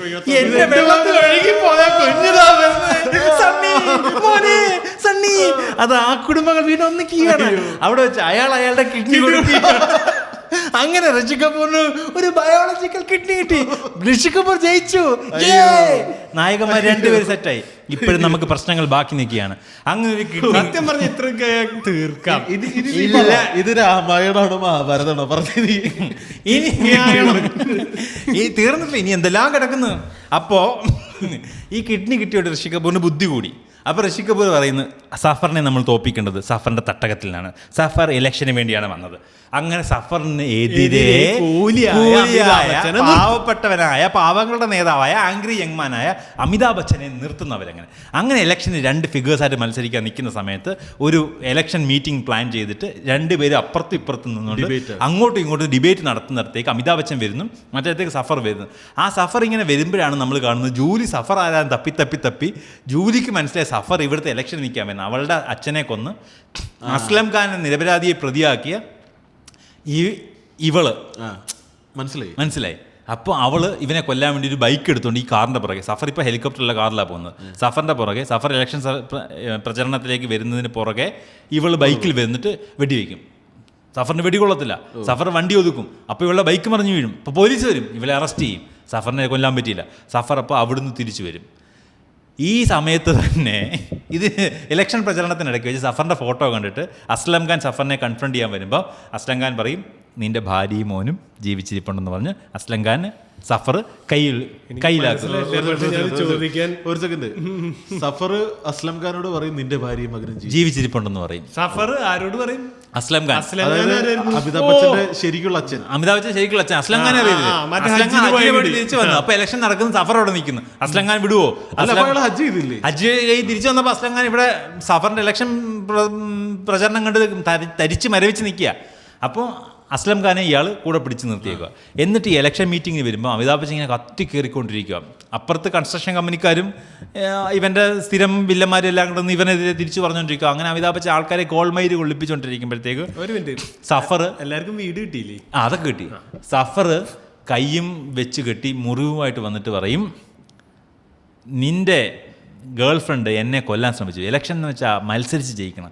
എന്നെ ഒഴിവാക്കാനാണ് എന്നോടൊരു വാക്ക് പറഞ്ഞാൽ പോരായിരുന്നോ? ഞാൻ മാറിത്തരത്തില്ലായിരുന്നു നിനക്ക് ജയിക്കണമെങ്കിൽ. ഒരാളെ കൊന്നിട്ടാണോ നിനക്ക് ഇലക്ഷൻ ജയിക്കേണ്ടതെന്ന് വികാരപരമായിട്ട് അമിതാഭ് ബച്ചൻ്റെ തട്ടിക്കയറുന്ന് പ്രസംഗിക്കും. അപ്പോഴത്തേക്ക് ആൾക്കാരെല്ലാം ഞെട്ടിത്തരിക്കും. എന്നിട്ട് പതുക്കെ മൈക്ക് അടച്ച് അപ്പോൾ കേൾക്കത്തില്ല, മൈക്ക് അടച്ചു വെച്ചിട്ട് പറയും, നിൻ്റെ അച്ഛൻ എൻ്റെ കയ്യിലുണ്ട്, അപ്പുറത്തെ സ്റ്റേജിലേക്ക് നോക്കാൻ പറയും. അപ്പോൾ അയാളുടെ സ്റ്റേജിൽ പ്രായമായ മനുഷ്യൻ, ഞാൻ ഹജ്ജിന് വിട്ട മനുഷ്യൻ, അത് നിൻ്റെ അച്ഛൻ അസ്ലം ഖാനാണ്. നീ ഇവിടെ നനങ്ങിയ അവിടെ അയാളെ തട്ട്, അതുകൊണ്ട് ഇലക്ഷൻ നീ പിന്മാറിയേക്കാൻ പറയും. അപ്പം അപ്പൊ ഇയാള് മറ്റേ സഫറിന്റെ വരും. അപ്പൊ അമിതാഭ് ബച്ചൻ അവിടുന്ന് പറയും ഇയാൾ പറഞ്ഞാൽ ശരി, എൻ്റെ ഭാഗത്ത് തെറ്റുണ്ടായി, ശരിക്കും ഇത്രയും പ്രായമുള്ള ഉത്തരവാദിത്തമുള്ള മനുഷ്യനാണ്, ഇത് ഇലക്ഷൻ നിൽക്കേണ്ട, അയാൾ നിൽക്കട്ടെ, ഞാൻ എൻ്റെ ഇലക്ഷൻ രാജിവെക്കുകയെന്ന് പറയും. ഇതേ സമയത്ത് അമിതാഭ് ബച്ചൻ ആരാണെന്ന് അറിയാനുള്ള ആകാംക്ഷ കൊണ്ട് അമിതാഭ് ബച്ചൻ്റെ വീട്ടിൽ ചെല്ലുമ്പോൾ, അമിതാഭ് ബച്ചൻ്റെ അമ്മ ആ കൂലിഗറിൽ ചെല്ലുമ്പോൾ അവിടെ ഒരു പഴയ ലാ ഇലാഹ ഇല്ലല്ലാ എഴുതിയ പാത്രം ഇങ്ങനെ ഒരു ഫ്രെയിം ചെയ്ത സാധനം ഇങ്ങനെ അവരുടെ തലയിലേക്ക് വന്ന് വീഴും. ആ വീഴ്ചയിൽ അന്ന് വെള്ളത്തിൽ അടിച്ച ഷോക്ക്, 20 വർഷം ഷോക്ക്, ഒരൊറ്റ ലാ ഇലാഹ ഇല്ലല്ലാഹ്. ഏതാ ഒരൊറ്റ ലാ ഇലാഹ ഇല്ലല്ലാഹ്, ഹല്ലേലൂയ അൽഹംദുലില്ലാഹ്. അവരുടെ ഓർമ്മ തിരിച്ചു വരും. ആ പച്ച പട്ട് വീഴ്ച ആ മക്കളുടെ രൂപത്തിന്റെ ബാക്കിലേക്ക് നോക്കുമ്പോൾ എന്താ എൻ്റെ ഫോട്ടോ. അമിതാഭ് ബച്ചൻ പറഞ്ഞത് ശരിയാ. അപ്പോൾ അവർക്ക് ഓർമ്മയെല്ലാം തിരിച്ചു. സഫർ എന്നെ പറ്റിച്ചത്, എൻ്റെ ഭർത്താവിനെ കൊന്നത് ഒക്കെ അവർക്ക് ഓർമ്മ വരും. അവർ ഇലക്ഷൻ പ്രചരണം നടക്കുന്നിടത്തേക്ക് വരും. അപ്പോഴത്തേക്ക് ഋഷി കപൂർ അവരെയും വിളിച്ചുകൊണ്ട് ഇവിടെ വന്ന് കയറും. അമിതാഭ് ബച്ചൻ വേണ്ടെന്ന് വെച്ച് പോയ ആ സ്റ്റേജിലേക്ക് ഇവർ കയറി വന്നിട്ട് പറയും, ഇവനുണ്ടല്ലോ, ഇവൻ എന്നെ പിടിച്ചോണ്ട് എൻ്റെ ഭർത്താവിനെയും കൊന്ന് എൻ്റെ മക്കളെ എന്നിൽ നിന്ന് വേർപിരിച്ച തെണ്ടിയാണ്, ഇവരെ നിങ്ങൾ ഇലക്ഷൻ വോട്ട് ചെയ്യരുതെന്നൊക്കെ പറയും. അപ്പോഴത്തേക്ക് അപ്പുറത്ത് നിൽക്കുന്നവർക്ക് മനസ്സിലാകും കാര്യം പോയി. അവർ രക്ഷപ്പെടാൻ വേണ്ടി വണ്ടിയൊക്കെ എടുത്ത് അവിടുന്ന് ഓടി രക്ഷപ്പെടും. നാട്ടുകാർ തല്ലിക്കൊല്ലുന്നു ആകുമ്പോഴത്തേക്ക് സഫർ അപ്പോഴും വിടുമോ, സഫർ വണ്ടി കറക്കിക്കൊണ്ട് വന്നിട്ട് സൽമയെ പിന്നെയും പോക്കി എടുത്ത് വണ്ടി. സഫറിന് സൽമ ഒരു വീക്ക്നെസ് ആണ് കേട്ടാ. സൽമ വഹീദ റഹ്മാനാ. അപ്പോൾ പുള്ളി വന്ന് കാറ് കൊണ്ടുവന്ന് അമിതാഭ് ബച്ചൻ്റെ ഋഷി കപൂറിൻ്റെ ഫ്രണ്ടിൽ നിന്ന് ഇവരെയും കാറിനകത്തെടുത്ത്, പിന്നെ അമിതാഭ് ബച്ചൻ ഋഷി കപൂർ അവരുടെ പുറകെ ഓടി വണ്ടിയുടെ മണ്ടയ്ക്ക് ചാടി, ബസ്സിൽ നിന്ന് കാറിലേക്ക് ചാടി, കാറിനകത്ത് കണ്ട പിടുത്തം, അടി ബഹളം, അതിനിടയ്ക്ക് ഓരോരുത്തരായിട്ട് കൊന്നു തള്ളിക്കൊണ്ടിരിക്കുക. ഏറ്റവും ലാസ്റ്റ് സഫർ മുംബൈയിലെ ഹാജി അലി ദർഗ ഭയങ്കര പോപ്പുലറാണ്. ഹാജി അലി ദർഗയുടെ അവിടേക്ക് കാറ് കൊണ്ടുപോയിട്ട് അവിടെ ഹാജി അലി ദർഗയിലേക്ക് കാറ് കൊണ്ടുവന്ന് ഇറക്കിയിട്ട് അവിടുന്ന് അമ്മയെ വലിച്ചെടുത്തിട്ട് പോകുമ്പോഴത്തേക്ക് അമിതാഭ് ബച്ചൻ പുറകെ ഓടി വരും. കാറിനകത്ത് പുറകെ വലിഞ്ഞ് പിടിച്ച് കിടക്കുമായിരുന്നു. പുറകെ ഓടി വരുമ്പോൾ അയാൾ തോക്ക് വെച്ച് വെടിക്കും. അമിതാഭ് ബച്ചൻ ഒഴിഞ്ഞു മാറും, ഉണ്ടയ്ക്ക് മാറും. അങ്ങനെ പോകുമ്പോൾ അമിതാഭ് ബച്ചൻ മനസ്സിലായി ഇത് ഞാൻ ഒഴിഞ്ഞു മാറാനുള്ള ഉണ്ടകളല്ലെന്ന്, ഇതൊക്കെ എൻ്റെ ദേഹത്തേക്ക് വീഴാനുള്ളതാണ്. കാരണം ഒരു കാറ്റടിക്കുമ്പോഴത്തേക്ക് ഹാജി അലി ദർഗയിലെ ആ ഖബറിൻ്റെ മുകളിൽ വിരിച്ച പച്ചപ്പട്ടി ഇങ്ങനെ പറന്ന് വരും. അത് അമിതാഭ് ബച്ചൻ്റെ ദേഹത്തേക്ക് ഇങ്ങനെ വീഴും. അതിനകത്ത് അള്ളാഹു ഇങ്ങനെ എഴുതിയിട്ടുണ്ട്, ലാ ഇലാഹ ഇല്ലല്ലാഹ് ഒക്കെ എഴുതിയിട്ടുണ്ട്. പവറല്ലേ, പവറേഷ്. അപ്പോൾ അയാളിങ്ങനെ അമ്മയെ കളഞ്ഞിട്ട് അവസാനം അയാൾ അമിതാഭ് ബച്ചനെ നിന്ന് ഓടി രക്ഷപ്പെടാൻ വേണ്ടി അയാൾ ഓടിക്കൊണ്ടിരിക്കുക. അമിതാഭ് ബച്ചൻ അയാളെ പുറകെ അപ്പോൾ അയാൾ പള്ളിയുടെ മുകളിൽ മിനാരത്തിൻ്റെ മുകളിലേക്ക് കയറും. സഫർ വില്ലൻ പുറകെ അമിതാഭ് ബച്ചൻ പച്ചപ്പട്ട് വിളിച്ചിട്ട് ഇങ്ങനെ ആ ഷ്രൗണോ അത് പിടിച്ചോണ്ടി കയറി. അപ്പോൾ ഇയാൾ വെടിവെക്കുമെന്ന് പറയും, നിന്റെ വെടിയുണ്ട എൻ്റെ അള്ളാഹുവിൻ്റെ ശക്തിയേക്കാൾ വലുതാണെന്ന് എനിക്ക് അറിയണമെന്ന് പറയും. പിന്നെ അമിതാഭ് ബച്ചൻ ഓരോ വെടിയുണ്ടെയും നെഞ്ചുകൊണ്ട് ഇങ്ങനെ ബ്ലോക്ക് ചെയ്യും. ഇല്ല, എല്ലാം നെഞ്ചിൽ അള്ളാഹു എന്ന് എഴുതിയേക്കുന്നത് തന്നെ എല്ലാം വാങ്ങിക്കും. 1, 2, 3 എല്ലാ വെടിയും വെക്കും. ആ ഓരോ വെടിയുണ്ട കൊള്ളുമ്പോഴും അഷ്ഹദു അല്ലാ ഇലാഹ ഇല്ലല്ലാഹ് അഷ്ഹദു അന്ന മുഹമ്മദ് റസൂലുള്ളാഹ് എന്നുറക്ക തക്ബീർ പറഞ്ഞുകൊണ്ട് അമിതാഭ് ബച്ചൻ സഫറിൻ്റെ പുറകെ കയറുകയാണ്. അവസാനത്തെ വെടിയുണ്ടയും തീർന്നു കഴിയുമ്പോൾ അമിതാഭ് ബച്ചൻ ഒരൊറ്റ ഇടി ഇടിക്കുമ്പോൾ പുള്ളി മേളിൽ നിന്ന് താഴെ വന്ന് ചാവും. അപ്പോൾ അമ്മ ഓടി മിനാരത്തിൻ്റെ മുകളിലേക്ക് കയറി വരുമ്പോൾ അമ്മയുടെ മടിയിൽ കിടന്ന് അമിതാഭ് ബച്ചൻ ലാ ഇലാഹ ഇല്ലല്ലാഹ് പറഞ്ഞ് മരിക്കും. നമ്മൾ സമ്മതിക്കോ? ഏത് ഈ പച്ചപ്പട്ടിനകത്ത് വെടികൊണ്ടിട്ട് ഞങ്ങളും ചാവാനാ? ഞങ്ങൾ മുസ്ലിങ്ങളുടെ നെഞ്ചത്തോടെ വണ്ടി കയറണം അതിനകത്താണെങ്കിൽ. ശരിക്കും പടത്തിൻ്റെ സ്ക്രിപ്റ്റിൽ സഫറിൻ്റെ വെടികൊണ്ട് ഇക്ബാൽ അസ്ലം ഖാൻ മരിക്കുകയും സഫറിനെ അവിടെ നിന്ന് മേളിൽ തള്ളിയിട്ട് 2 പേര് അവിടെ വെച്ച് മരിക്കുന്നതായിട്ടായിരുന്നു സ്ക്രിപ്റ്റ്. പക്ഷേ പടത്തിൻ്റെ ഈ പർട്ടിക്കുലർ ടൈമിങ്ങിന് ഇടയ്ക്ക് ഒരു ആക്സിഡൻറ്റ് നടന്നിട്ട് അമിതാഭ് ബച്ചൻ മരിക്കുക എന്നുള്ള സിറ്റുവേഷൻ ആവുകയും പുള്ളി ആ മരണത്തിൽ നിന്ന് തിരിച്ചു വന്നതുകൊണ്ട് സിനിമയ്ക്കകത്ത് എന്തിനാണ് നമ്മൾ അങ്ങനെ സ്ക്രിപ്റ്റ് ചെയ്യുന്നത് വെച്ചാൽ ആ സിറ്റുവേഷൻസ് അവർ അങ്ങനെ വെച്ചിട്ട് ഒരു എക്സ്ട്രാ സീൻ ആഡ് ചെയ്ത് ചേർത്തു. അത് കഴിഞ്ഞ് ഹോസ്പിറ്റലിൽ നിന്ന് അമിതാഭ് ബച്ചൻ തിരിച്ചു വന്നിങ്ങനെ ആൾക്കാരെ കൈപൊക്കി കാണിക്കുന്നത്, ഹോസ്പിറ്റലിൻ്റെ മുകളിൽ നിന്ന് ആൾക്കാരെ കൈപൊക്കി കാണിക്കുന്നതായിട്ടാണ് പടത്തിൻ്റെ എൻഡ് സീൻ. അത് ശരിക്കും പറഞ്ഞാൽ അവരൊരു അതായത് ഒരു പ്രകൃതിയുടെ ഇടപെടലാണ്. പുള്ളി മരണത്തിൽ നിന്ന് തിരിച്ചു വന്നല്ലോ. അപ്പോൾ സ്ക്രീനിൽ റിയൽ ലൈഫിൽ ആൾ മരണത്തെ തോപ്പിച്ച് വന്നപ്പോൾ സ്ക്രീനിൽ അയാൾ മരിക്കുന്നവരെ എങ്ങനെ ഞങ്ങൾ കാണിക്കും എന്ന് വിചാരിച്ചിട്ട് അവർ ക്ലൈമാക്സ് എക്സ്ട്രാ സീൻ ആഡ് ചെയ്തു. മരിക്കുന്നതായിരുന്നു സീന്, ശരിക്കും ഒരു എക്സ്ട്രാ സീൻ ആഡ് ചെയ്തു. ഹോസ്പിറ്റലിൻ്റെ ബാൽക്കണിയിലേക്ക് അമിതാഭ് ബച്ചൻ വന്നിട്ട് ഇങ്ങനെ കൈ പൊക്കുന്ന ഒരു സീനിലാണ് പടം എൻഡ് ചെയ്യുന്നത്. സോ ദാറ്റ് വാസ് കൂലി 1983. അല്ല, ഞാൻ ഒരു കാര്യം ചോദിക്കട്ടെ, ഈ മറ്റേ രാജ് കപൂറാണോ? അല്ല, ഋഷി കപൂർ ഈ ഫൈറ്റിനകത്തെല്ലാം കൂടെ ഉണ്ട്. ഋഷി കപൂറും മറ്റേ പെങ്കൊച്ചും തമ്മിൽ ഈ കിഡ്നി ഓപ്പറേഷൻ സമയത്ത് അങ്കിള് കിഡ്നി കൊടുത്തല്ലോ, അതായത് സ്വന്തം അച്ഛൻ അമിതാഭ് ബച്ചൻ അങ്കിള് ഇവൻ്റെ അച്ഛൻ കിഡ്നി കൊടുത്ത സമയത്ത് ഇവൻ ഹോസ്പിറ്റലാണെന്ന് അറിഞ്ഞിട്ട് ഇവള് കാണാൻ വരുമ്പോഴത്തേക്ക് ഹോസ്പിറ്റലിൽ കയറാൻ പോകുന്ന സമയത്ത് ഞാൻ മരിക്കുകയാണെങ്കിൽ ഇവളെ കണ്ടുപിടിക്കണം എന്ന് പറഞ്ഞിങ്ങനെ അമിതാഭ് ബച്ചൻ്റെ ഋഷി കപൂർ ഒരു ഫോട്ടോ കൊടുക്കും. ആ ഫോട്ടോ കൈ പിടിച്ച് അമിതാഭ് ബച്ചൻ ഇങ്ങനെ ഇരിക്കുമ്പോൾ ഈ പെണ്ണ് ഇതാരുടെ ഫോട്ടോ? ഇതെൻ്റെ ഫോട്ടോയാ, ഇത് എൻ്റെ കൂട്ടുകാരൻ ഞാൻ കൊടുത്തതാ, അതാണ് സണ്ണി, അതാ ആശുപത്രി കിടക്കിൽ അവർ ഒന്നിക്കുകയാണ്.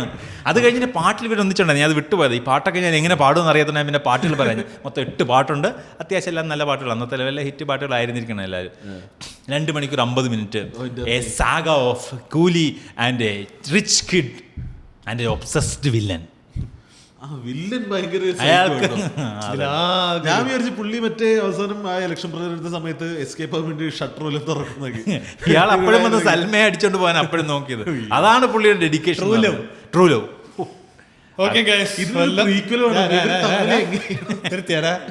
ഇതിനകത്ത് ഞാൻ പറയാൻ വിട്ടുപോയ കാര്യങ്ങളാണ്. ഇത് സിനിമ കണ്ടാൽ എനിക്കൊന്ന് ഈ സിനിമ ഇപ്പോഴും നിങ്ങൾക്ക് അതൊരു ഐഡിയ ഉണ്ടായിക്കോണമെന്ന് എനിക്കറിയത്തില്ല. എനിക്ക് എൻ്റെ ഐഡിയ ഇല്ല.